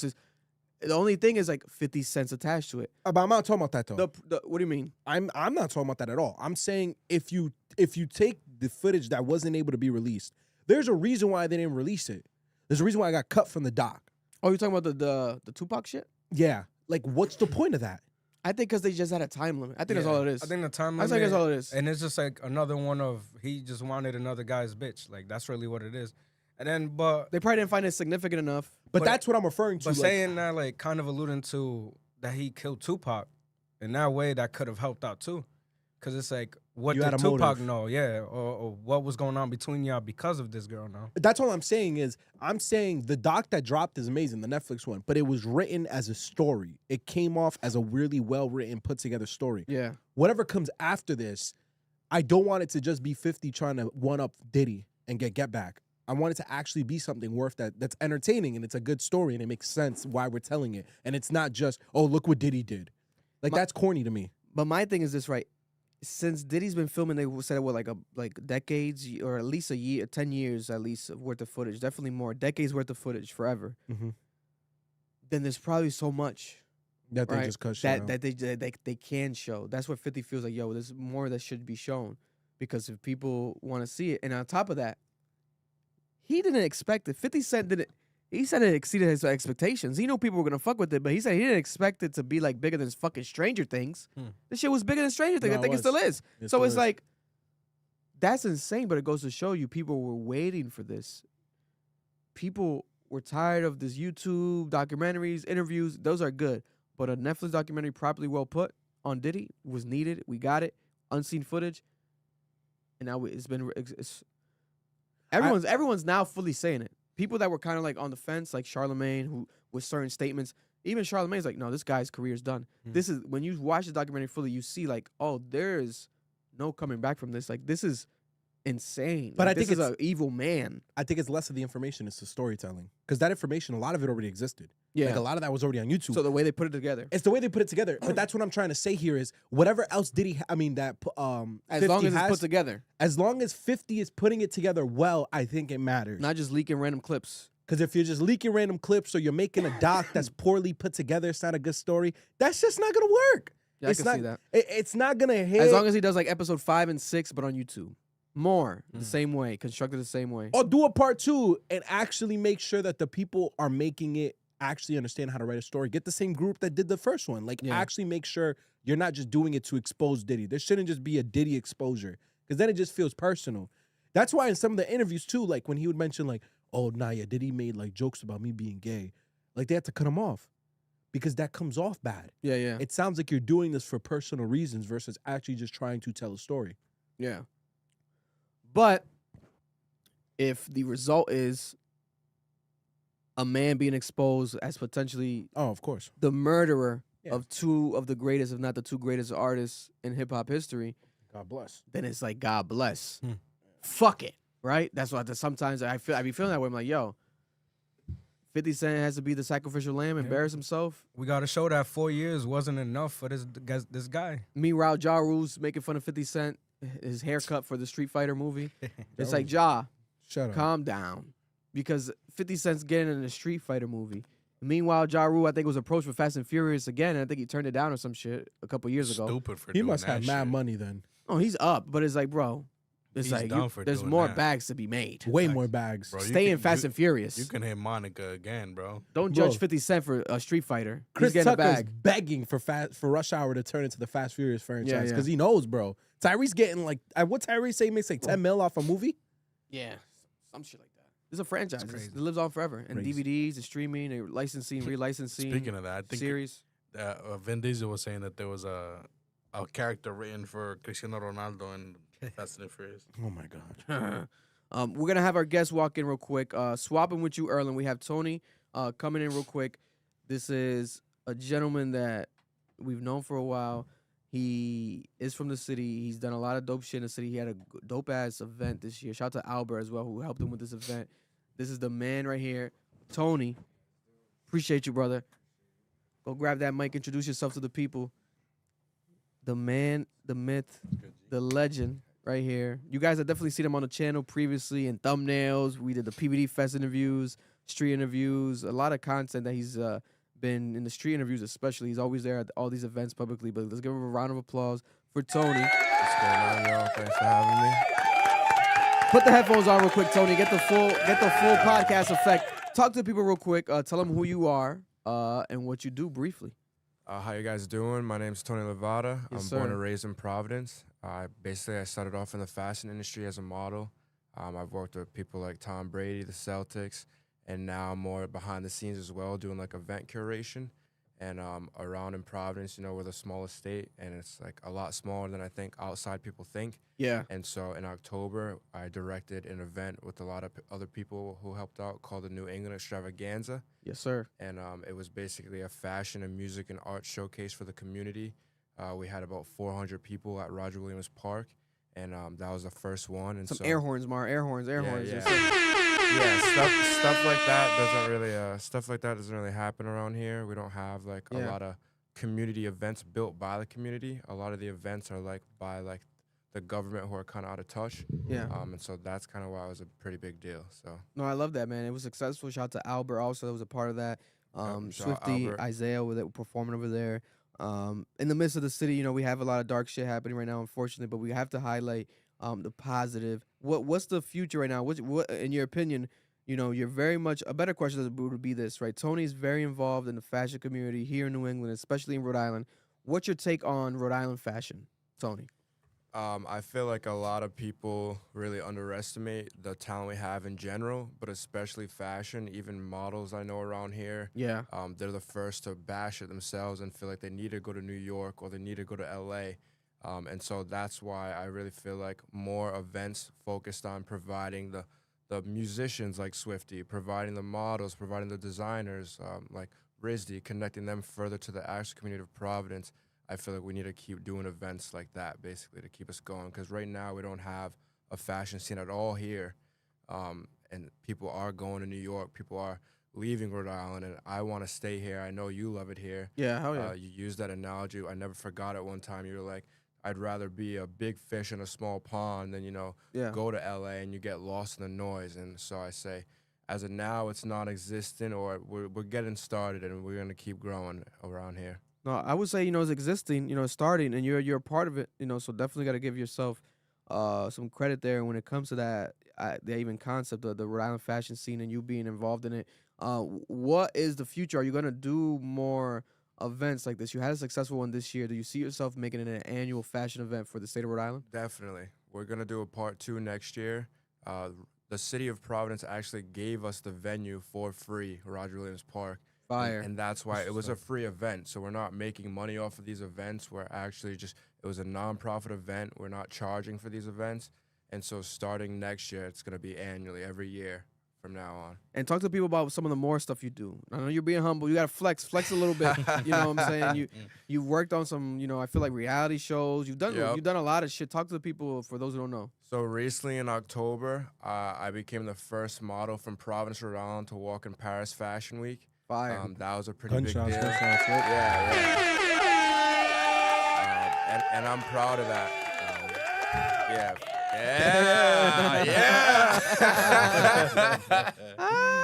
No, that's fire. That's That's what's up. fire. Yeah. And I really do. I feel like that this is a place I want to raise my family. All my family's from here. I know you have kids already. Congrats on the number 2. Appreciate you, brother. I want to have my children here. I don't want to leave this place. And so Yeah. I feel like bringing that kind of energy outside talent, bring them here. So what else you said? I did the Paris Fashion Week. What else? I did a movie with Ryan Reynolds before. It was Fire. called Free Guy. That Yes, was one sir. of my bigger ones. Yes, sir. Shout out Jaylen Brown, juicing them. I'm cool with his family. I've done a lot of work for Jaylen Brown, Finals MVP. Jaylen Brown. Shout out the Celtics. From your mouth to the what does the people say? From your mouth to the what's that sound crazy? That sounds Pause. crazy, But nigga. when people say something and they the manifest horse's it, mouth. Oh, No, from the mouth to the universe. I forgot the term. The No, chat boss. will come back correct me. But that sounded crazy. That But sounded nuts. you know what I nigga. meant to yeah, say. I know exactly what you're trying to say, bro. Yeah. from your mouth to God's ears. I think that's the Mm-hmm. term. Some shit like that. But we got to make that happen. Jalen Brown gonna get that. You gotta get yes. it. Oh, shout out JB. We'll get JB over here. Yeah. No, I'm talking about the award, the accomplishment. Oh, thank He's you. gonna get that. He's gonna get the MVP. Oh, yeah. no, he already got He already- Finals MVP. But I'm talking about like again, Another one. another one. I was surprised that we got that. We needed that for New England. Oh yeah. Another guy he's a real guy. Like I know we talk about real people, etc. Like I respect him a lot. I know it's funny to make fun of his beard, his hairline, his his hairline, the hair paint, but he makes fun of himself, which was genius. I love that he did that. Yeah, he's probably arguably the smartest basketball player. Like he went to maybe of all time. He went to UCLA. I think it was UCLA. It was Berkeley. I can't remember. Yep. And like he legit is like smart as hell. He got like a NASA internship like when he was in school. Yeah. And like he has lectured to Harvard. Trying to change the world. Yeah, no, he has a lot of nonprofit work in Boston. He does a lot of great work. Yeah, I love him. I love him. And what else? Didn't you work at a reality show or something like that in LA? I've done the Content House? LA Fashion Week. Okay. I've done a lot of that kind of stuff. Yeah. What shows that I did a Stephen King show called Castle Rock. Shout out to Stephen King. If you guys not familiar, but everyone knows Stephen King. Yeah, hell yeah. Couple movies, couple shows. I don't care about that stuff. I'm a small town boy, man. He's done a bit of everything, man. Huh? Yeah, shout out Puma. We've done 2 Puma fashion shows. Yes, sir. Two New Balance fashion shows. I did a gig for Cartier one time out in Boston. Recently got signed to New York to an agent. I'm going to New York tomorrow. Fire. To have like a holiday party with my agent. I recently got signed. Nice, down congratulations. Nice, congrats, Thanks man. so much. Yeah. We lit, man. Rhode Island's I think the #1 place in the U.S. to watch for in 2026. I really do. When it comes to in Rhode Island, if there's a young up and coming person in Rhode Island that is in the fashion world like yourself, they want to be a model, they want to make it, they want to have these advertisements and these collaborations with Puma, Cartier, they want to have a agent in New York like you do. What would you tell them? What's some advice? Like if they're looking to get that actual advice, like what can they do to be more like you? The #1 thing is to just put your head down and don't stop. I got signed my first agent when I was 20, but I didn't even start getting anything at all until a couple years after that. Yeah. So people think it'll be instantly, and a lot of people will give up. And it's really the #1 thing. Meet a photographer, get your headshots taken, build up your portfolio, and then start sending yourself out to casting agencies. And from there, you're gonna it'll be slow, but you're gonna get recognized. I say don't give up. A lot of people are gonna give up after a year, give up after 2 years. But if you really love fashion, some people express through music, some people express through their fits. Facts. So if they really love it, meet a local photographer, say, here's my budget. I don't have a lot of money, but this is what I got. This is what I want to do. And start going online, type wherever you are. But especially Rhode Island, there's Boston casting you could sign up for, Slate casting, LDI casting. You could sign up. There's a lot more things happening that a lot of people wouldn't know. So it's get your headshots, your portfolio, and then sign up for a casting agent. And then from there, they'll send you jobs. And it's just about keep going, honestly. No, listen, I respect it. And then, are you still? I know that you had at a time like your own agency looking for talent yourself, or are you focused more on yourself right now? I'm more focused on myself, but whenever anyone hits me up, I definitely help them. Even if they don't have the money, I try to say, hey, as a photographer, I know who will work with you. But now how I'm trying to do it more so is these events and also my fashion brand, Blaze Babe. And it's more just, hey, if you need something that entertainment-wise, then we know at least now we have a group of resources for you. Fire. And talk about that brand, the Blaze Babe brand, or Blaze Babe. Are you trying to drop anything soon? Is there any collections coming or anything like Definitely. Right now, during this time of year, we have like a Providence hoodie, so people love that. We got that out a lot, but definitely next year. Blaze Babe was the one who presented the New England Extravaganza. I put it through my line. Nice. And so we're going to be dropping a lot next year. It took like a lot for me. You guys probably run into it, maybe not, but like even posting at first, it took a lot for me. But it's so much of a resource now to be engaged with everybody at a click of a fingertip that it's like, that's another thing I'd say is just stay consistent. Hell yeah. But definitely, we're 2026 is the year. Oh, no, yeah, Rhode Island's going to be on top. But speaking of Rhode Island, unfortunately, over the weekend, I wanted to get your take. What's your take and reaction to the unfortunate situation, the Brown shooting that killed 2 Brown students over the weekend and has left, I believe now, 9 injured. I think 1 released from the hospital. What's been your reaction to this? I know you're somebody that's very involved in the community. You know a lot of people locally. People always mention you. You're like a local celebrity, basically, to be honest. Like people, you're very famous. Yeah, very like notable, memorable face, memorable look. you captivate the rooms when you go into places. People always remember Tony. What's Tony's reaction to the unfortunate situation this past weekend? I remember being downtown while it was happening. Oh wow.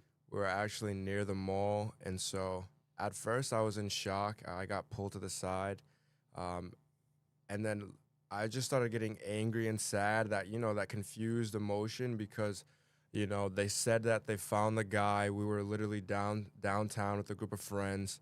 We were all in a rut already, and then all of a sudden we're still downtown. They wouldn't let us leave the mall for a second or two, and then they let us know, oh, never mind, the guy wasn't even caught. And it's a shame, really, the administration, especially Donald Trump, added more fuel to the fire, created more confusion for the locals, and then we then get Brett Smiley and everyone else is, oh, we are spending $5 billion on highways and roads, but in one of the highest, most populated areas in the city, we don't even have better than what it looks like was recording on a Nintendo. That's the video. It's like the video we have now.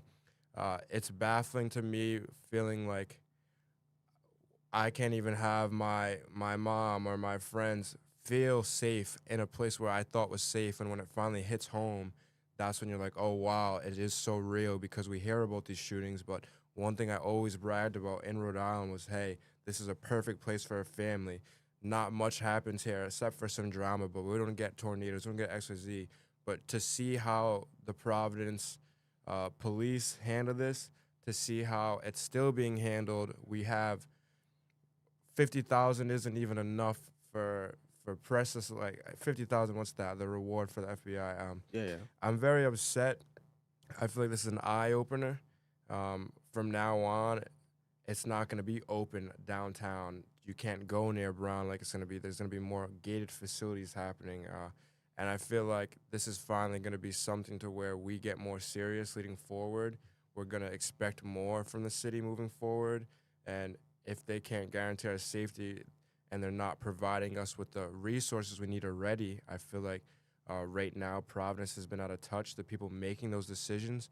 But this is definitely an eye-opener that we need change around here. Listen, I was talking to Deja about this over the weekend. I'm like, yo, I don't think people realize, like, obviously it's still just happened, it's early. But I do think this is definitely in some way going to shape and change Providence forever. Yeah. Because this is something that is, bro, we go on our timeline on Twitter, it's the biggest news. Yeah. But it's like, wait a minute, this is our city. This is our mayor. It's like, it's so surreal. The fact that we're seeing this, like, we see these type of stories covered all the time, but this is happening here down the street from us is like, it's so surreal. And the way they're being presented nationally, it's like, I know this person. It's like, I know this guy. Like, Yeah. it's so, doesn't feel real. It feels like a dream. Like, it's like a nightmare.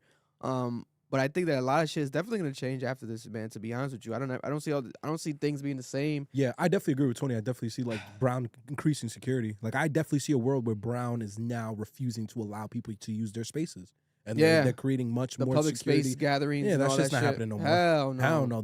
And I think every university is going to take that mentality. I know for a fact that PC just gave students the options of not finishing their finals. And PC too? Yeah, and they're sending them to. They're like, you can do it in spring. So wow. I could see. URI's all online now. So Erlen just let us know URI canceled. I could see every single one of those institutions shutting their doors. Because right now, I could just walk into Rick's library. Yeah. I could walk into URI's library. These are all free public spaces. They're going to have significant security, key access. It's all cooked. That incident just ruined the openness of all these spaces. They have to do that, though. And I think that shit's going to change also. Like, I feel like rent's going to go down. We're going to see rent going down. There's going to be a lot of popularity declining. Yeah. Because as the popularity is rising, we all want to move to Rhode Island. We want to move to Providence specifically. Yeah. This affects everything because people are like, wait a minute, is safety here? Some people, even the actual students' families who might have already moved here, maybe if they're new here, they might feel like, hey, let's get the fuck out of here. Because they just don't trust in, let's say, the mayor, the police, whatever the fuck they feel. Their opinion could be strong enough to sway them to change their life and actually move to a different state. I see that happening. I also think Brown was the first Ivy to have a mass shooting. I may be wrong there, but I think recently, Brown is the first. And I could see Brown's people not wanting to come here. I could see students saying, I'm not going to Brown. Because Brown's already like seen as one of the lower Ivies anyway. So when it comes to prestige. So like I could see a world where they're like, screw that. I'm gonna try Harvard. And people still send him to Brown because obviously he's an Ivy. Yeah. So people still didn't we have like a famous actress there recently, like from Harry Potter? I forgot her Yeah, name. Emma, whatever. Emma her name is. Watson. Emma Watson and shit. Like I people, love mad Harry random Potter. stories Yeah. of people from. He said, "I love Of Harry Potter. Harry Potter good as Harry fuck." Potter good as fuck. But it's like the random stories of these celebrities being at Brown and Yeah. being attached to Brown. There was like a famous journalist over the weekend, I think from Fox or something, that has a son at Brown, and he The was richest there. man in the third or the fourth richest man in the world. His son went to Brown. He was my sister's roommate her freshman year. Yeah. His dad is worth like $120 billion. He does like communications, I think, in India. I forgot the guy's name. Yeah. But like they've had some notable like alumni. I think that's gonna decline a little bit.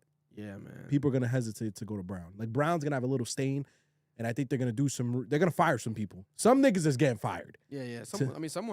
Someone got to reap some sort of Punishment for this. punishment. Like it Yeah. can't be unpunished. That's where it looks even more worse. It's like no one's punished. Yeah. Like no one's at fault for nothing. Like Yeah. at least like a fucking like a camera guy that didn't turn it on, or there was a camera this whole time. Like there's got to be some weird some little twist. But Tony, any last words for the people? Something you want to share to the people? Remind the people while you're here as well, please. I'd Anything, say feel free. Just one last to end on that topic. I definitely think the priorities of Providence and as the state of Rhode Island has to change. I feel like it's a money trap as far as we're so obsessed over stuff like, marijuana or stuff like speed limit laws or stuff like that. It's like, why can we go drive down here and they're going to take pictures of everything, but this guy, there's no way. I don't think there's a possible way in 2025, the end of it, the digital age, that this is the only footage we have of this person. We have to spend more money on police presence. We have to spend more money on not harassing poor communities and actually protecting us, because, like you're saying, there's going to be less foreign exchange students that are going to want to feel safe here. We're going to have these buildings that keep getting bought up by people that don't live here, and to where it's going to end up just being the people that built this are going to be pushed out, because we have stuff like Rhode Island Energy, or it's all around. Not just we're finally seeing now a microscope on something, but it's a way bigger picture on just how it's ran here. Yeah. And so, what is it? 2 casualties still? Yeah, 2 casualties. 1 critical. They're waiting on updates with that. Ella Cook and Muhammad Aziz. Yes. Rest in peace. Rest in peace of both of them. Unfortunate. Crazy young. I think Muhammad. They're trying to confirm it. He might have been like a freshman. People are saying, but I know that she was only 19 years old. The girl, Ella Cooks, 19 years old. Fucking crazy. Can we do 20-second moment of silence? Yeah, we did one earlier, but we'll do another earlier? one. Fuck it. We're doing A another moment of one. silence. Rest in peace to those who passed away this weekend here in Providence, Rhode Island.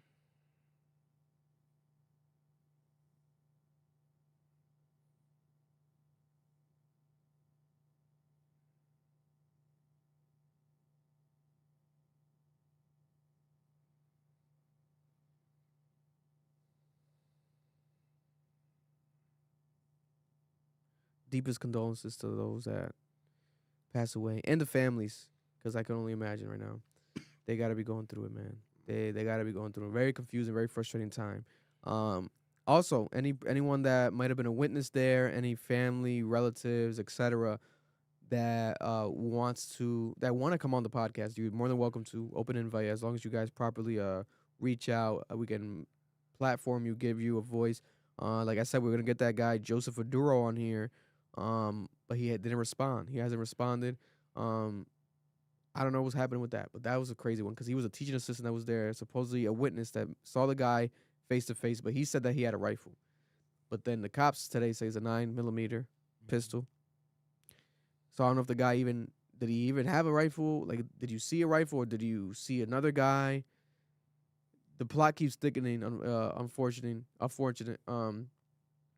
People keep leaving comments saying that like this feels like a weird like documentary or some shit, and it does. Like we're just seeing it play out in front of our eyes. Like it's sad, but it's true because we don't know shit. We know shit, but we don't know shit in reality. Because what the fuck? It could be a random plot twist tomorrow, like today. I'd say, like, on a positive note, if we even can go there, like, because the city of Providence is so small, we all do know each other. Yeah. I really think that we're going to move forward from this. I think that our generation is getting more power, more of a say, and it really is up to us to continue to do what's right for our families, make sure that we get the right people in positions of power to do such. Yeah. And I do think that 2026 will, God willing, be a more year filled with blessings. No, it will. It's got to be, bro. God's gonna have definitely more better in store for us. We gotta only grow from here, But at the same time, obviously, it's very frustrating. Going through something, it makes people obviously even question God. Like if you're a parent, etc., you're like, what the fuck? What the fuck? What does this mean? That's real. It's a very confusing moment when this is one of the richest neighborhoods in this entire state, and this happens. Imagine if this, unfortunately, God forbid, ever were to happen in the hood, like in an elementary school, because so many elementary schools in the hood near Manton, all these elementary schools near Broad Street. Imagine, God forbid, some shit like this happens there, and we weren't prepared for the rich neighborhood in Brown. But I think that's why it's like such a crazy thing that it happened there. It's like, That's why it's bizarre. yeah, it's like this is not supposed to be the neighborhood that's supposed to happen, and it shouldn't happen in any neighborhood. But it's the fact that there's such a drastic economic gap between both sides of the city. We always talk about it. The people who live on top of the hill, that's what Brown in that neighborhood is referred as, and it's just like you always thought, like they live in their own bubble. These people live in their own world. They have their private schools over there, Moses Brown, and all these type of schools, and it's just like for them to be affected by this is like, damn, like, and no one's above it. It's like you're saying, like no one's above it, and it's like you said, like it makes you question your faith, but it also like reaffirms it. It's like God showing you, yo, none of you are above this. There's no one above the reality of life, and this is why you need God more than anything else. Listen, and I think there needs to be 24/7 patrol all the time on campus going now forward from now. If there wasn't before, they definitely can afford it.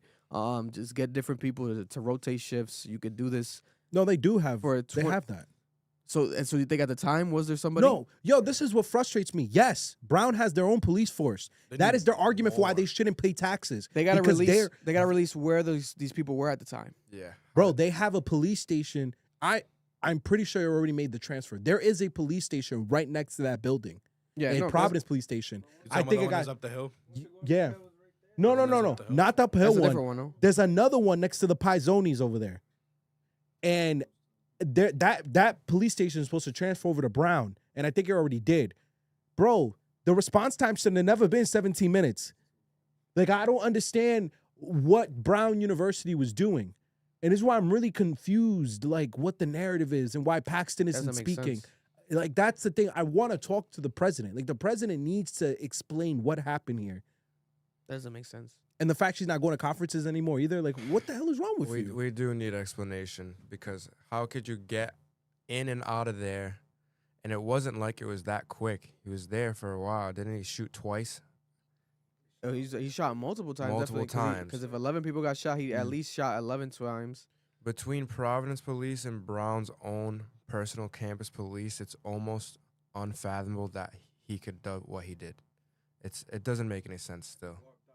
And how many is like a round, like an average round of a 9mm? You could put 10 bullets at least. Unless it's not extended. If it's not extended, you're talking about like 20 like 10, I mean, in 15, Rhode Island, it's illegal to have anything more than a mag. That's what, 9? 9? Yeah. 11. 11. Yeah, anything bigger than that is illegal. You can't buy it in Rhode Island. Let's say he only had one round, and every bullet hit. This motherfucker, what type of shooter is this? Yeah, you think he might have had multiple mags? Yeah, I think he had multiple mags. God forbid, man. This guy might have been like a That's fucking the thing too. They haven't even expert. said how many rounds were fired. 40 rounds is crazy. There was rumors of 40. I saw 40 somewhere, but then he had a confirmed. drum. It's not confirmed. Yeah, he definitely had an extended. He had a drum. There's no way to extend. Yo, 4 times. He had an Quick extended. yo, For him to reload 4 times. But this is my point. For him to reload 4 times, then he's not a normal civilian. Yeah, because there's no fucking way. And he's doing murder shots with a 9mm. You gotta do a headshot. There's no way, bro. Yeah, not.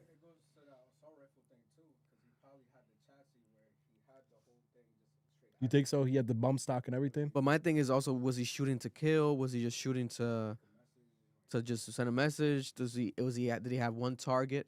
Someone in the classroom? You know what I'm saying? Like, Yeah, but I usually don't know when someone what's has going one on. target, they just go for that person. Let's be honest. I'm not feeding into that 'cause that's what the Republicans are pushing. Fuck them. I'm don't not think feeding so. into My that. thing is like, I don't even mean it from that perspective. I'm just saying, I mean, I watch too many shows, so that's my thing. It's like, did somebody owe somebody money? You know what I'm saying? Like, is this like a crazy weird debt? Now there's gonna be conspiracy theories that people in my comments today were like, it's the CIA, bro. It's the CIA, bro. You didn't see what Candace Owens said? She's been talking about this for months. It's I'm gotta not be gonna the- lie to you. It's got to be the CIA. The fact he's still alive, and they usually kill themselves, and the fact that he got away and we don't have a trace of him, he got some type of training, Vic. Oh yeah. This And dude has a especially 'cause lot of he didn't training. kill himself after, like right there. He could have. That's killed what I'm himself on the saying, which is scene. very common. Or down the street, like it is a 30-minute. He wanted average to stay catch time. alive. Yeah, He wants to stay alive, and he wants to not be caught. and the way he's like reconning the area, like he's done this. Like, this Yeah. is his bag. It's an intelligent attack. It's not random. Yeah. This was planned. And so the fact that he's still out there and people are still uncertain. Shit gives me the chills, bro. That's just crazy. Because most mass shootings is like you took the gun out of your dad's like glove department, or like you Yeah. like, it was like it's crimes of Or a insanity younger in the person. moment. It is- Yeah, and usually guy the- looks older. Usually the ones that do that shit, they already know that they're gonna die. Yeah. So they're either gonna have a standoff with the police or they're gonna end up there killing themselves. Yep. Meaning they have some type of issue. This man just did this shit. To He do this scoped shit. out the area. He disappeared for an hour off this clip we Like showed. we said, like 40-something minutes. Where the fuck did he go? Vic, this nigga got training, bro. This nigga's trained. Or these motherfuckers are holding a shitload of information. Definitely. It's the luckiest He's the fucking luckiest guy nigga in the world. ever, bro. I think that he just he exceeded their expectations of what they thought they were dealing with. I think, and they don't want that to might admit be it. it too. They're like, wait a minute, this guy's But very professional. But what emphasizes his professionalism is what you said. He did it on a Saturday. Saturday. Yo, Saturday. killing a bunch of people on a Saturday at a university doesn't logically make sense, especially during final season. You're taking a risk. Unless you already scoped this area out, you knew people frequented this building. This is already your plan. Yeah. Like you mapped this out. You didn't wake up that morning to kill someone. No, you really put this into motion. And there's no motive that will ever be justified. So it's like they're gonna try to find a motive. They probably will, but it's also like, unless it's like some weird like contracted weird thing, or which I doubt it is. I think it's just a guy that was mentally unstable. But the strategic planning of it is what makes it weird. Where the motioning back and forth. He might be a vet. It's like, what is going on? Yeah, here? but if that's the case, if there was DNA and shit like that, then it would be in the system. System. You're right. But then he also had gloves. Remember, we saw him with gloves and without gloves. No, so the source that I spoke to said they have DNA evidence. I don't know how. Like when they told me that, I was like, So they just gotta wait for it to get back. Because No. it takes a while to get the DNA processed. so no. When the reason why they ruled out the second suspect is because they're claiming, this is what it was told to me, they ran his DNA. It didn't match. Didn't match. And that's what cleared him. Didn't match either. The firearm. That's what they were jacking. Now maybe they don't have DNA because when I'm hearing that, when he told me that, I'm like, bro, this person is telling me this, and I'm like, that doesn't make sense because it's a building of students. Think about that, Vic. Like actually, let's think about that. If you had DNA, how do you know it's this person's? It's a school that is frequented by students. He must have done something that left that behind. Blood, like urine, spit, something. Like he must have left something in that moment. Hair. Unless he planted it. At this point, nothing's out the realm of possibility with this guy. Unless it's some planted DNA. Because, bro. And maybe he knows, like, no, he definitely. doesn't look like a stereotypical suspect. So he knew he could get away with it. My whole thing is also the face mask shit. That face mask shit already was done for me, but that's just definitely going to be done more than ever. Anyone out there with a face mask, whatever, the cops, bro, Oh, they're putting him going on. forward. Yeah. Get that fucking face mask off. You see, Are you that's- crazy? That's one of the reasons why I think it might have been an older person because it's like any younger person, ski mask, shiesty, real fast. You know what I'm saying? Who the fuck still has COVID masks around, bro? Anyone that just looks like that in general is suspicious. Erlen says if the DNA is not in the system, there's no point. But that's Marlon's point. I don't know. I can't confirm or deny this, but I'm pretty sure in the military they keep your DNA in the system. Yeah. Your shit's in the system. They're gonna have to find this guy. It's just a matter of what timing. Yeah. They're gonna find them. They're gonna have to find them because I feel like they will. But Hopefully, how could we even prove that that was the person? That's what I'm saying. The jack and they have evidence, like DNA evidence. Let's see if it's Yeah. true or not. well, even with like the fucking was it the Trump shooter? Not the Trump shooter. The remember the Luigi Mangione, the guy that killed the rich guy. Oh yeah, Yeah. that was crazy. The Luigi United shooter. Health, right? The United, yeah, that guy. He kept the gun like an idiot though. That whole situation, right? People had the conspiracy theories with that and everything. It's gonna be the same with this. Like this is just gonna be another person that once they get revealed, they get their fame. You know, motives get revealed, but do they want the fame? Like, is it just mental health, or do they want fame? Or he has an agenda. Because the Luigi one's definitely, we know what that was. It's like he didn't just that day just randomly want to kill somebody randomly. He targeted that person for what they did for a living. This doesn't make sense. It's like these kids who are completely innocent, like especially like both of them, because I didn't even know. Now I'm learning more. She's 19. Yeah, and they Like, have that's- such different profiles. One is a Muslim, And then a who's young- a dark white skin- girl, a white girl who's Republican, a 19. Yeah, Like it has nothing to do with nothing. Like nothing. it's so fucking crazy. I can't lie though. This isn't gonna help public situations though, like public morale, because they're gonna continue to feed it from both sides because we don't have a motive yet. And because we don't have a motive, we don't know why this person did this, and they're gonna keep running with whatever narrative they want. Oh, no, yeah. There's people right now saying, if this is Charlie Kirk all over again, we need to revolt. Like, that's really what Republican like commentators are saying. Oh my God. They're like literally fueling the fire, and I'm very terrified of where They that's gonna just end. Shut the fuck up until they get the information from the person that did it. Why the fuck you do it, bro? That's it. They want to revolt. There's like they want to. It's like Lara Loomer, whatever fucking name is. Another loser. Don't even platform She's her. talking about she hates Islam. Yeah. She's very Islamophobic. This is just getting nasty. But people are gonna use it to get their own fame and their own clout. We are here in Providence. We are here in Rhode Island. We know what the fuck we're talking about. We're directly here, so we will keep you guys updated as much as we can, because it's very unfortunate. It's affected our community, and it's now an international story. But it's shaken the city completely. There's cops everywhere. Everywhere. State police all over Broad Street. Not just city cops, state police everywhere. FBI's. We just reported Cash Hotels packing Rhode Island with more FBI, sending more FBI agents tonight. I think people are not going to be sleeping. This is going to be nonstop investigation because people want an answer. And every Trump interview, they ask him about it. The Brown University, he's not going to, he's probably like, yo, we need an answer. Like, Cash, handle it. Send more agents. What do we need? We need to figure this out. What's going on over there? And the more frustration happens, the more people get, you know what I'm saying, also exposed. If you're not ready to talk on camera, don't go to the press conference. I think that's why the Brown University people today didn't go. They were like, where are they? They're not here. Where's Brown? We want to talk to Brown. They don't want the heat. They don't want the heat because she can't handle it. And she probably was better off, because if she's not prepared, don't be on camera, because she's going to embarrass herself, because this shit's going viral. Everything they're saying is going viral.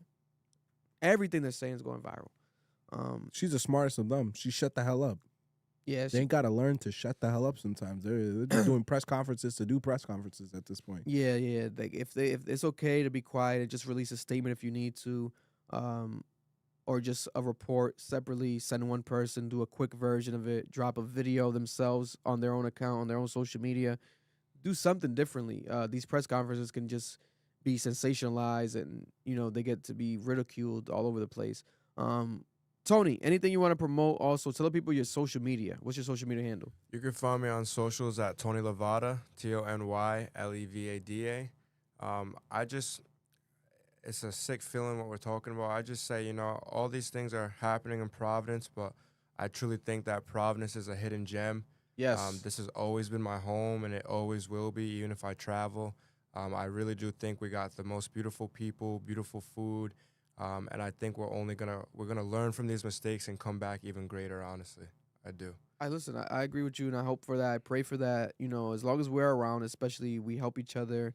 We're here as creators. We're able to, be the proper examples of what it is to be here in Providence, to be here from Providence. Because especially, God forbid, if imagine the shooter's like born and raised here, some random shit like that.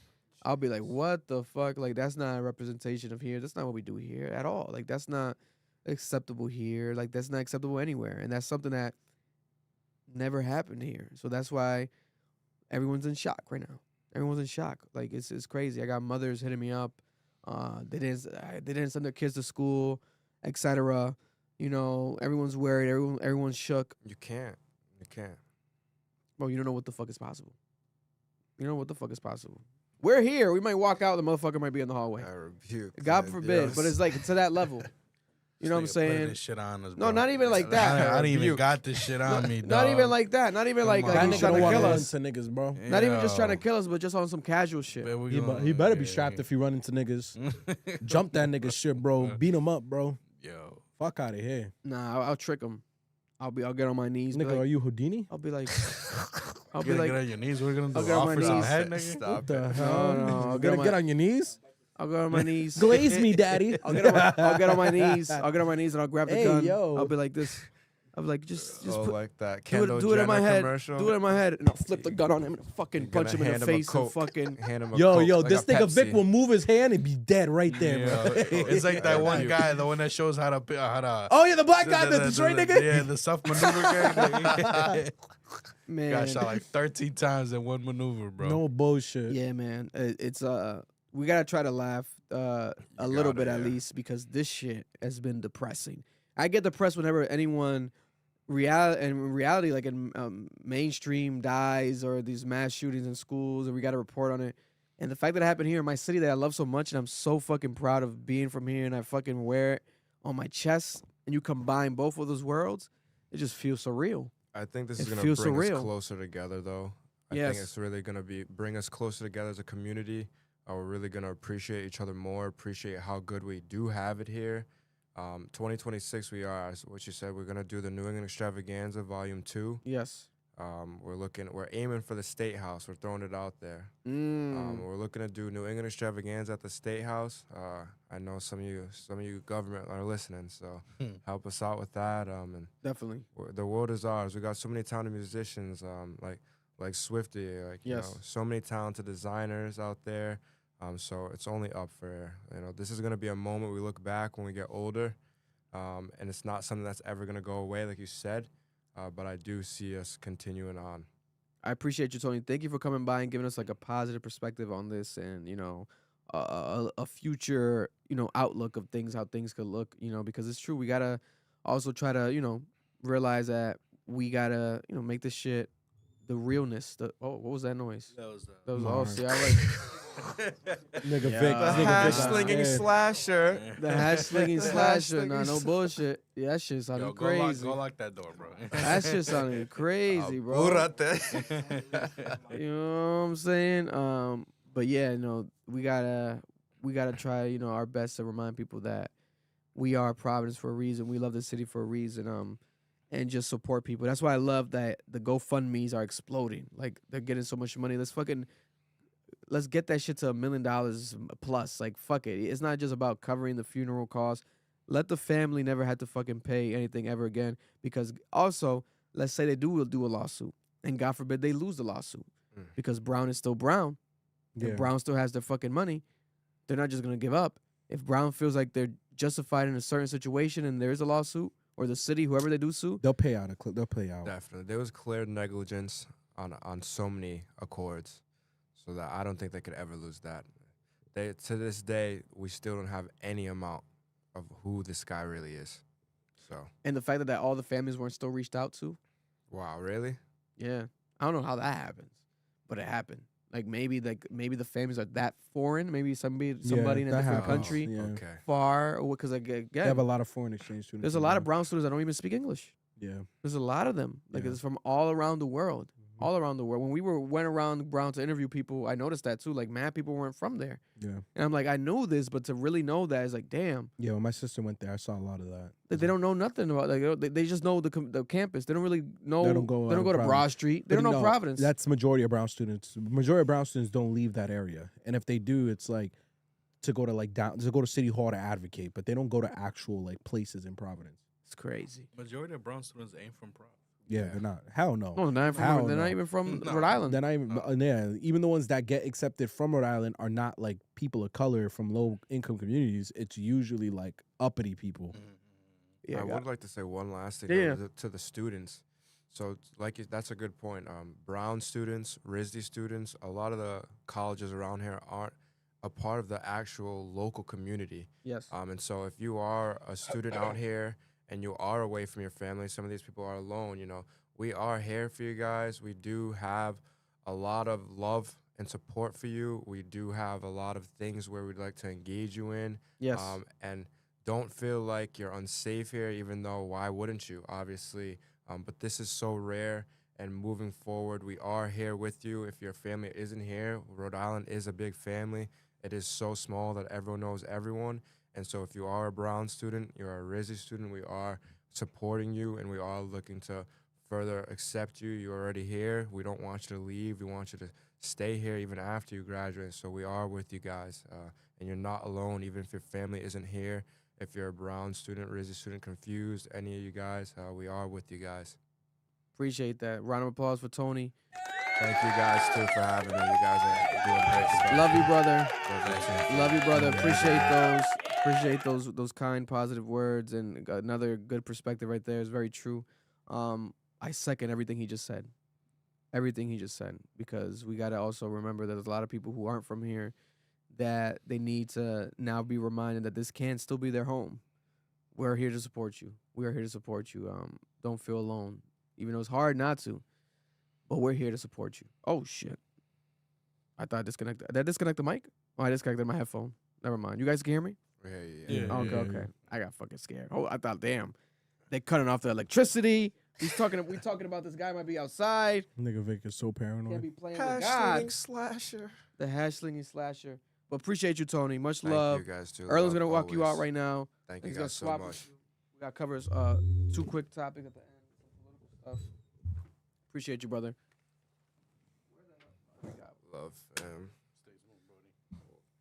Careful out there. Make to put the energy out there now. You got to run home, Tony. You got you. You're that killer. We're looking for you, nigga. Yeah. Huh?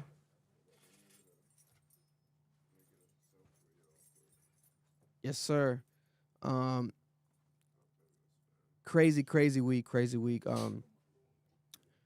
Also over the weekend in sports,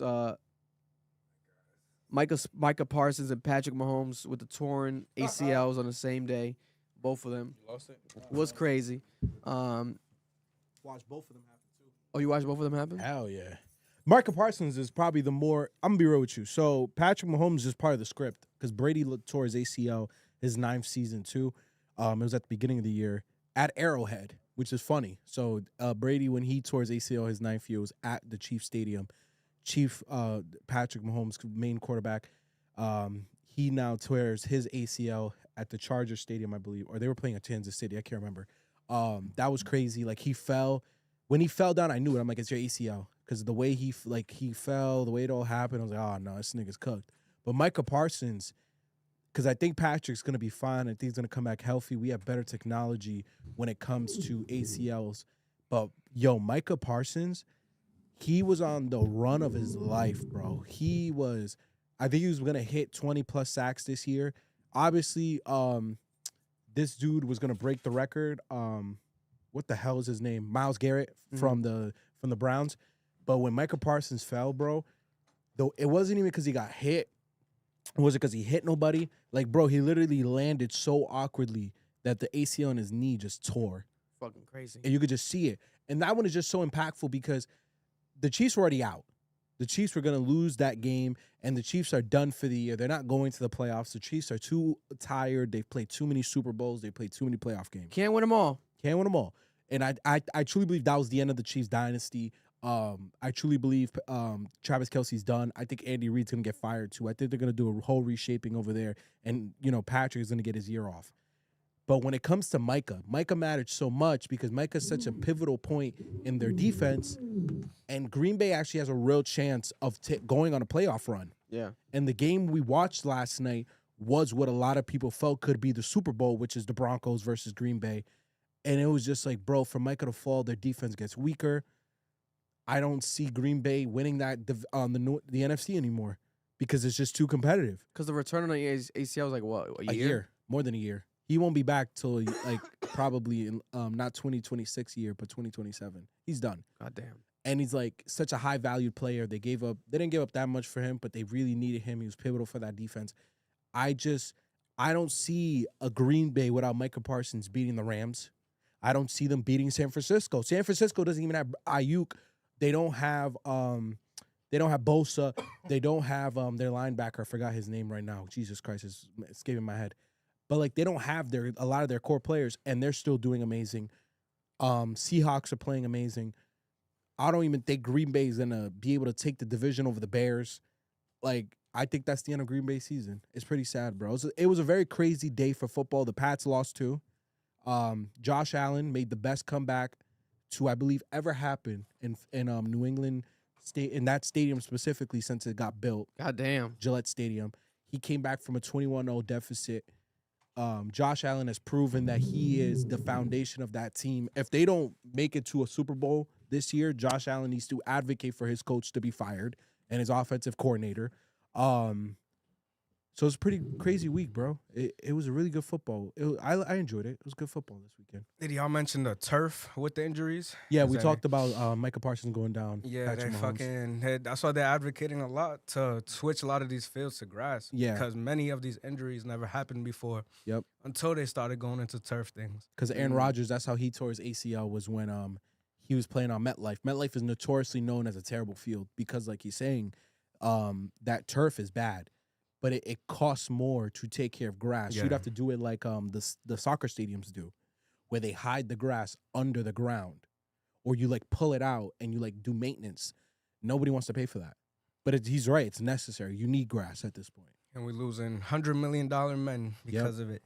That's fucking crazy. That's fucking crazy. Also over the weekend, we don't want to forget rest in peace to the people that passed away in the other shootings that happened. December 14th, mass shooting occurred at a Hanukkah celebration at the Bondi Beach in Sydney, Australia during the Chanukah by the sea. Authorities have described it as an anti-Semitic terrorist attack targeting the Jewish community. At least 15 to 16 people were killed. Viral footage of this was insane. These gentlemen, this shit was disgusting. These guys with these big-ass guns just shooting from a distance. One of them, there was a man who was a bystander who confused or tricked the guy real quick and then grabbed his gun and took him off and disarmed the guy. That was crazy. And he was still shot. That was crazy. And there's another footage of the other guy shooting towards like around like three men, and then one of the guys was just looking at the gun from a distance and like moved a bit and dodged the bullet. Basically, it was like surreal. It looked like something out of like Grand Theft Auto or some weird dark shit. It was insane. Many more injured, including children and elderly victims as well, such as a Holocaust survivor. As crazy as it gets, an actual Holocaust survivor that survived the fucking Holocaust is now somebody that's a victim here at the fucking in Australia's Sydney. This is fucking crazy. The two gunmen were actually a father and son. As crazy as if it doesn't get crazier, they were identified. The one that was killed at the scene and the other was injured and is in custody. Rest in peace to these 15 to 16 people. This is disgusting and horrible. This is nasty. This shit is crazy. Man, to take someone's life like this, it just doesn't make sense to me ever in life. It doesn't. And in a father and son, what type of life are you living? What type of child are you raising? Yeah. Who survived? Was it the son? The son. The son. Because the dad was stopped by a Muslim man. But I think the dad got in a shoot off after.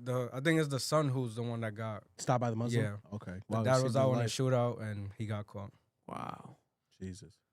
Nasty, bro. And then you see the people at the beach dispersing because the thing wasn't in the beach. It was like inside in the little park near the beach. But everyone on the beach leaving, running. It was crazy, bro. This is nasty, man. Very unfortunate. Also, 6 teenagers were shot in a shooting in East New York, Brooklyn, early Sunday morning outside of a venue after a birthday party. Police are searching for 2 mass victims. Locals reports and confirm the people involved were teenagers, 15 to 17 years old. And they were all taken to the hospitals with injuries. Jesus. Fucking crazy. These YNs out here, man. They're wilding, bro. They need to get back. This is crazy. 6 teenagers. Crazy. 11 people in Rhode Island, 16 people Australia, and then we have 6 teenagers in New York, not too far from Rhode Island. Condolences to everybody in the families. Noel, you wanted to highlight, there was a specific story about a possible terrorist plot for New Year's that has now been completely destroyed, thankfully. Yeah. Right? What's the story here? So, Attorney General Pam Pondy has announced that let me redo this. Attorney General Pam Pondy has announced that federal law enforcement officials said Monday that 4 members of a far-left anti-government group have been arrested and face charges for allegedly planning a series of bomb attacks across Southern California on New Year's Eve. FDI Director Kash Patel said that 4 people who faced charges were members of a group known as the Turtle Island Liberation Front. It's a crazy name. Yes. According to the organization, they believe that the Native Americans and the ancestors had this religious belief that North America is actually shaped like a turtle. And that's why they call themselves that. Bondi describes the Turtle Island Liberation Front as a far-left, pro-Palestine, anti-government, and anti-capitalist group. If you go to their Instagram page, their Facebook page, it doesn't have that many followers, but a lot of it is like, pro-Palestinian rhetoric. A lot of it is, destroying the government, taking down capitalism. Bill Asali, who leads the U.S. Attorney's Office in Los Angeles, said at a press conference that the 4 individuals were arrested Friday in San Bernardino County, where they gathered to construct and detonate test explosive devices in the Mojave Desert. So they literally went to the desert on Friday, and they had all these materials ready to build bombs. They went under this tent, and they started to build the bombs. And the reason why the feds knew what was happening is because they had UAV surveillance monitoring them this entire time. And when they started to build the bombs, they showed up and stopped the entire thing. So according to the reports, the suspects allegedly crafted a detailed, coordinated plot to bomb 2 U.S. companies on New Year's Eve, with the devices simultaneously exploding at midnight.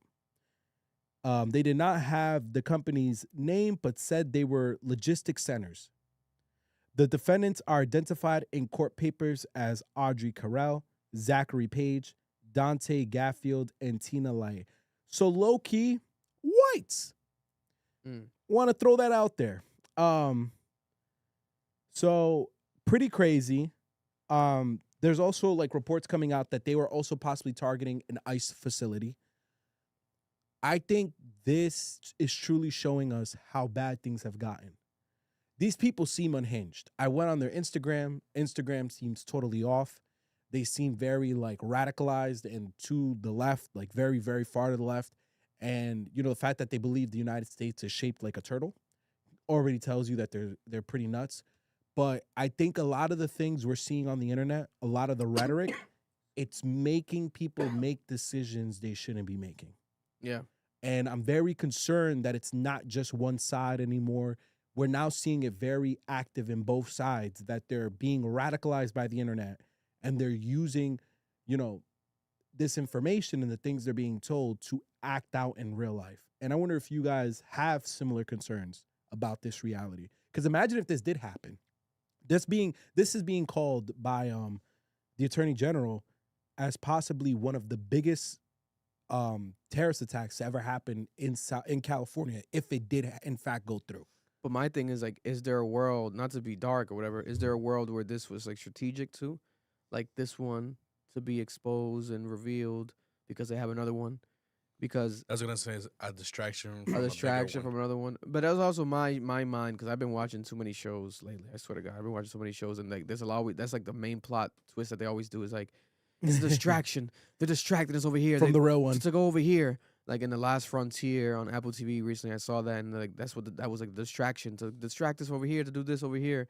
But shit, these motherfuckers are sick enough to plot it in the first place. It doesn't make them not sick enough to do another one.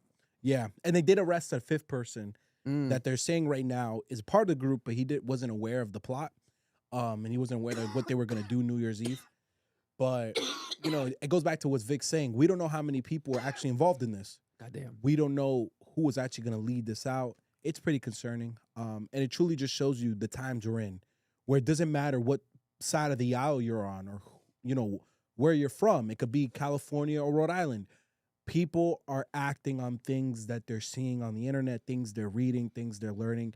And we have to be very careful with our platforms and the things we say. And we should stop making it seem like the world is ending and people need to act or the world's going to end, because people are going to actually do that stuff and put people's lives in jeopardy. So that's that story. Last one, pretty simple. Donald Trump is classifying fentanyl as a weapon of mass destruction. In the midst... Thank you. I mean... So in the midst Finally. So let me just give the full story.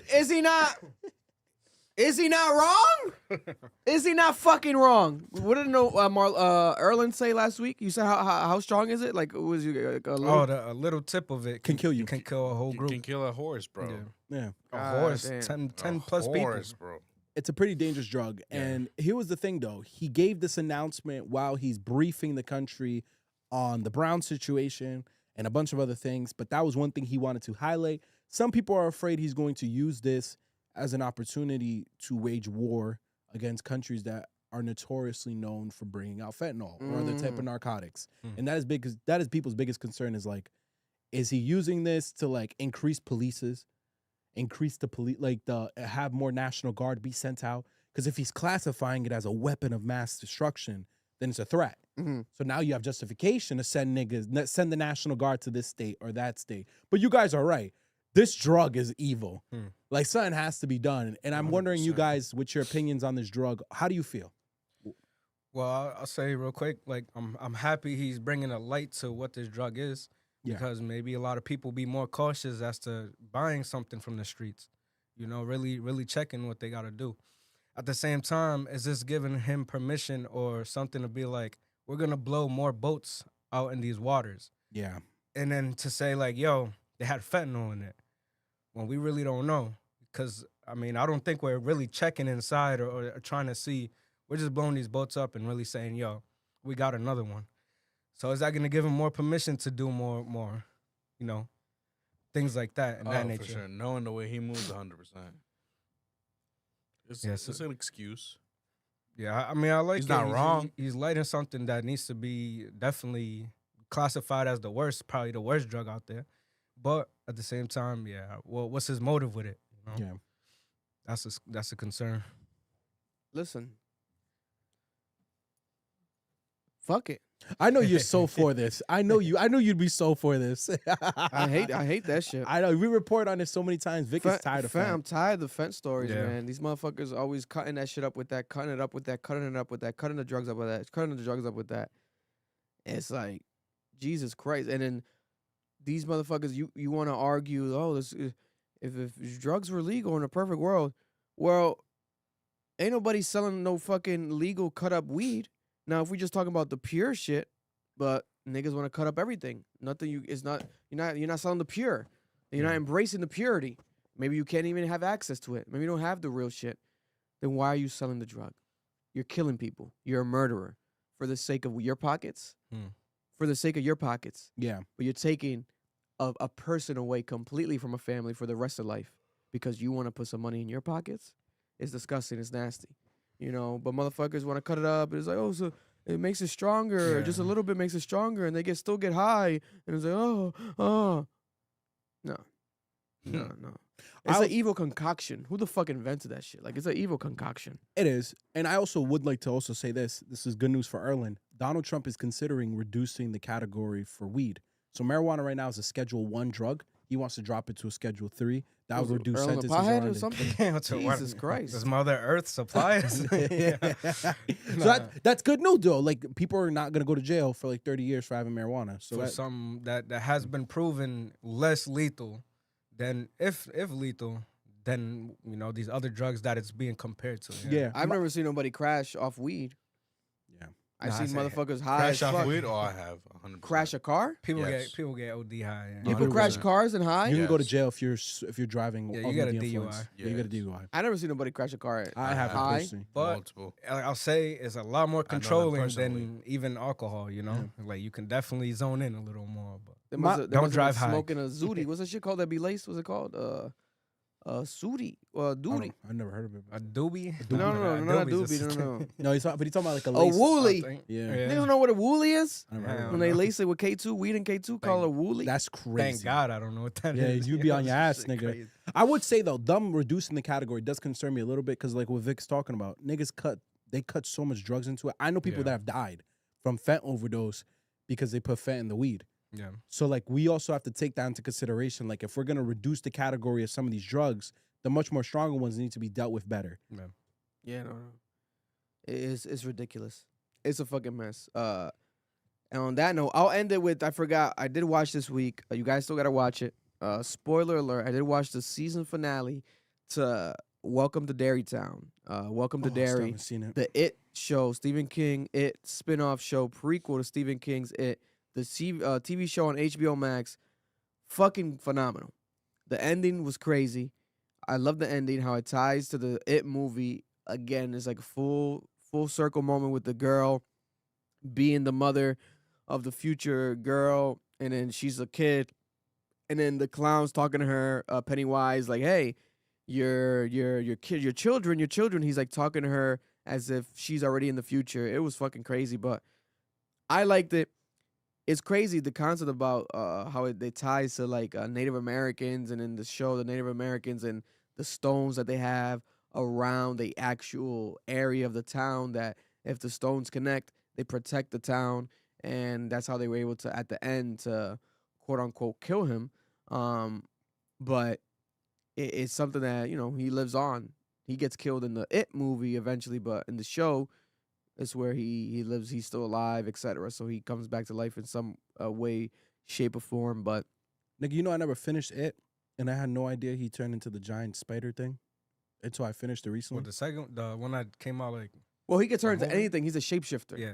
That's his thing. He's a shapeshifter. He turns into your fear. Is that the original how it is in the book? Yeah, he 'Cause turns into whatever you fear. He pretty turns into much. whatever you fear, but he's a shapeshifter. He could turn into anything, and also he's like he consumes you like someone told me in the book he turns into like a spider, like an evil spider. It's almost like some shit from space. Like he opens up his Yeah. mouth and Yeah. like he just takes your soul. It's like if you're scared of him, he'll eat you. He'll eat the Yeah. fear off you and take your soul. It's never really got not- that far. It's really not scary. Like it's more like a thriller. Yeah. I never watched it. I just don't fuck with clowns, so it's like weird. Scary. Like if a clown walked in here, I might shit myself. I found the might shit myself. adaptation's boring, bro. Like it was just a clown, murderous clown, and the nigga's like, oh no, it turns into like a It's monster a deeper at the concept. end. Yeah, it's a deeper concept. where like the guy has like a constellation in his mouth, almost Yeah. like a universe in his mouth. It's They're pretty saying he's crazy. a god. Like Yeah, it's like- basically. Yeah, there's like a god. He's like that three they refer orbs. to. He's Yeah. 3 orbs. His real form is like 3 orbs, like floating. Mhm. But he takes over bodies and shapeshifts. But the show was really good. Mm. The way to depict everything, there's definitely more coming. You could tell they're gonna have to do another season. I don't know how, because they have this. It's like a prequel to the movie, but they're gonna have to, because the show was excellent. I love the acting that they did. A lot of black actors in the show. I heard. which I loved. A lot of black actors in the show. I love that shit. Isn't the main a black guy?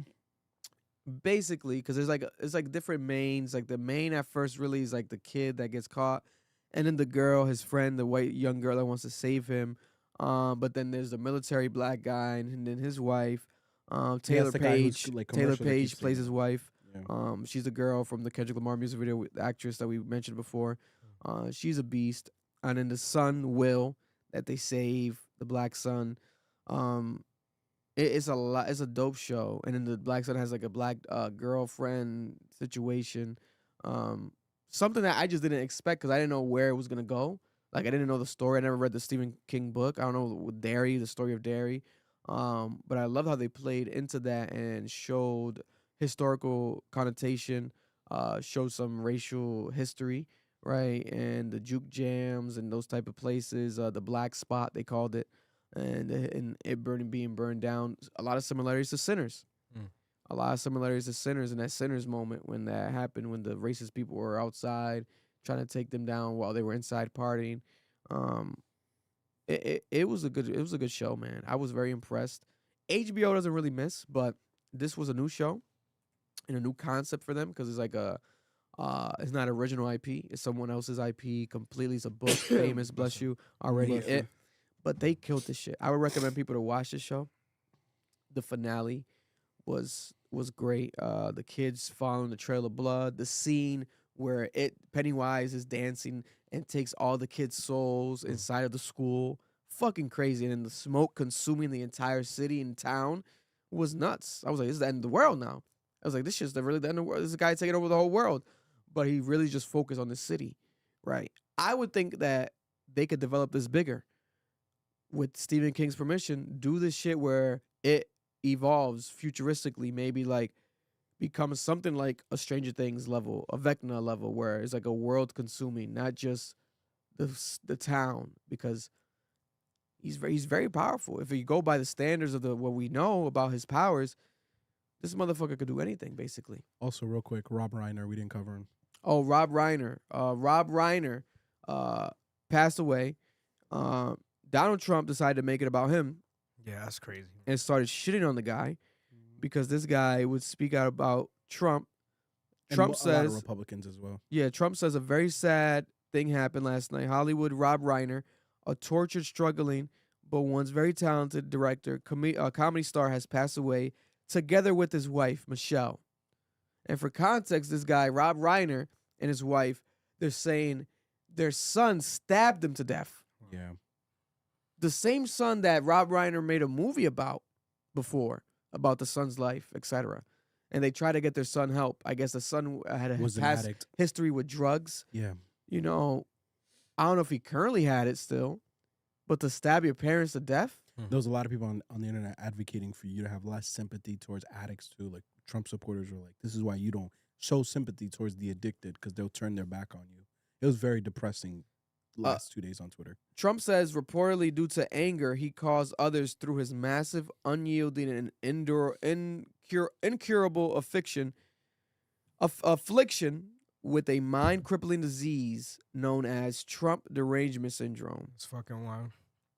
So he says that the reason that this guy died, God bless, that's good luck. He says that the reason that this guy died was because he was a Trump hater. Mm-hmm. So you make it about you. It's crazy. Right? This father that got killed by his son, you make it about you.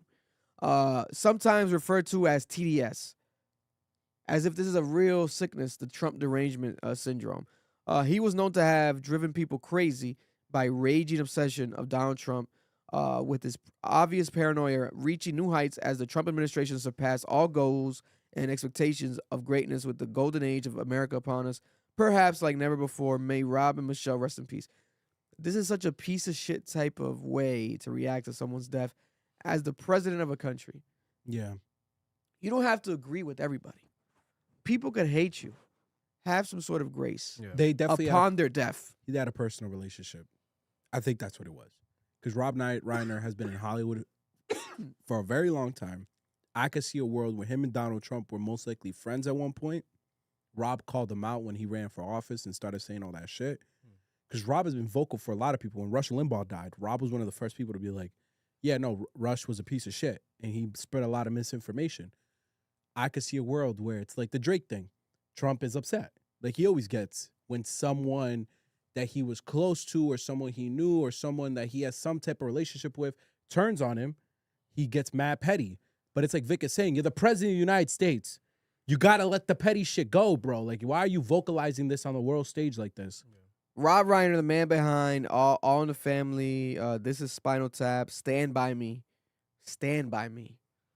You guys remember Stand By Me? Come on, Stand By Me. He directed Stand By Me. A lot of great movies. My God. It was in Wolf of Wall Street as well. The Bucket List, the recent movie with Robert De Niro and Morgan Freeman. Was in The Bear. I don't know how they're going to do season 5 without him. My God, he wasn't The Bear. That is true. Yeah, no, this is crazy, unfortunate. My thing is this. Charlie Kirk dies. People make fun of Charlie Kirk's death. People get fired. Yeah. People lose their job. There's a teacher, I think, here in Providence or in Rhode Island that lost their job. Barrington teacher, the kids Donald advocated. Trump, the president of the United States, makes fun of a famous actor, director, and him dying. Not just a regular death, being murdered the same way someone like Charlie Kirk, who was murdered, and he was murdered by his son. Donald Trump, no sympathy. It's about him. Trump derangement syndrome. And there's another clip I think that I just saw right now of an audio of him even talking even more. He doubled down. Trump is crazy, bro. I will say this though, there is a difference in Charlie Kirk because people have made that parallel. The reason why some people were so freaked out about Charlie Kirk is because Charlie Kirk died for his views, and that is the worst way to die, because once people start dying for their views, then politicians are at risk. General people like commentators, us, we're at risk as journalists, as commentators. So there were a lot of people who didn't want that to be popularized and normalized, because then someone could just get up and start killing you because they don't agree with you, and that's a very dangerous society to live in. No, 100%. I agree with all of that. I remember when Charlie Kirk died, I was scared. I'm like, this is horrible for independent media space. I feel like what he did was crazy. He has a lot of influence. He was very powerful. I respected the way that he would carry about himself. But people would just joke about him dying and get fired. I agree. That so was my thing is like, excessive. to joke about him dying and then getting fired. I'm like, okay, but let's hold this. Let's just make this equal here. Obviously, I guess the president can't get fired, but then it's like, what type of punishment does he get? Nothing? Like, at least let's hold him accountable as the people. This is the audio of him. The exact opposite. A number of Republicans have denounced your statement on Truth Social after the murder of Rob Reiner. Do you stand by that post? Well, I wasn't a fan of his at all. He was a deranged person as far as Trump is concerned. He said Trump is concerned. He knew it was false. In fact, it's the exact Very opposite. personal. That I was a friend of Russia, controlled by Russia. You know, it was the Russia hoax. He was one of the people behind it. I think he hurt himself in career-wise. He became like a deranged person, Trump derangement syndrome. So I was not a fan of Rob Reiner at all in any way, shape, or form. I thought he was very bad for our country. Yeah. So it's just personal beef, bro. But my thing is this. Like, if it's rappers or some shit, like your ops die, you celebrate, okay. You shit on people's graves, right? It's like 50 Cent, right? 50 Cent, Irv Gotti died, 50 Cent, like, celebrating. But you're the president of the United States. But this is the president of the United States. This is who we have as the president of the United States. This is what people have to understand, right? This is a maniac. This guy's crazy, bro. This guy's crazy, you know? And that's what makes him Trump at the same time, where he's like, I'm going to stand on everything I say. Like, I don't give a fuck. It's like, brother, have at least some sympathy. Have some grace. Be like, I have nothing good to say about him. Yeah. Or I don't care. I'd rather take I don't care than to just keep shit on this guy. We have our dislikes, but, you know, rest in peace. It's an unfortunate situation. That's it. And I feel like that's Like, what you crazy. do because you're president. But I also have to admit, we as a general public also play into this problem, because I remember when Dick Cheney died this year. We didn't even report on it either. It was when Mandami got elected. The same day that Mandami got elected, former Vice President Dick Cheney under George W. Bush died. And Dick Cheney is the one that helped lead the war into Iraq and Afghanistan. A lot of people were like celebrating that he died. A lot of the progressives and Democrats. And, you know, even some people in elected office were like, good, he's dead. He's a war criminal. He deserved to die. I get why people are upset with Trump. I just want more consistency from all of us. None of us should be celebrating when people die. Yeah. That's fucked up. I even if you're like a terrible fucking person, I'm still not gonna be like, oh yeah, you died, yay. Like, especially as an elected official, because that sets the precedent. Like Vic is saying, you're the president of the United States.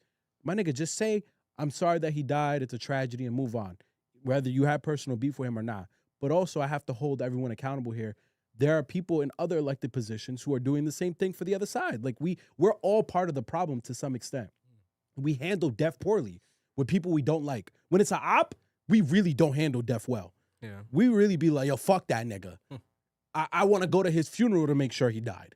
And that's just not okay. Like, that's what this becomes, is where now the president of the United States is saying it too. So it's a domino effect. We keep normalizing shit that's not okay. I think terrorist deserves the fuck you. Does the terrorist But- deserve the fuck you? Yeah, I feel But, that. you Okay, know, that's if it's fair. a human that just had a couple little mishaps and stuff with you. man. Yeah, to be honest, I didn't even know Dick Cheney died until you just said it right now. Yeah, it was a whole thing. I did not even know. Yeah, he passed away when I he didn't know. got elected. I remember Dick Cheney, obviously the vice president who shot his friend. that guy, his friend while hunting. yeah. So people always made a joke about that, the Dick Cheney hunting joke. Like, if you shoot someone while you're hunting, they're like, don't pull a Dick Cheney. Yeah. Rest in peace, Dick Cheney.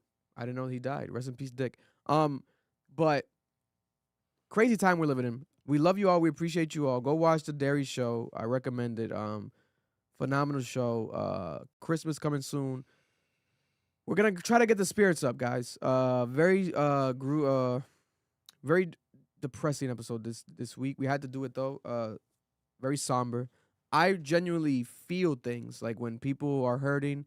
I really feel it.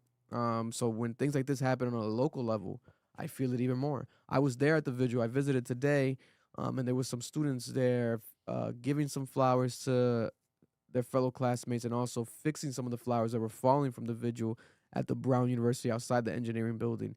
And as I was doing it, there was actually some students there crying, like tearing up, praying, and it led me to tear up. I started crying, and I started praying. I was like, wow, like this is crazy. And there's like a sense of just emptiness in that area.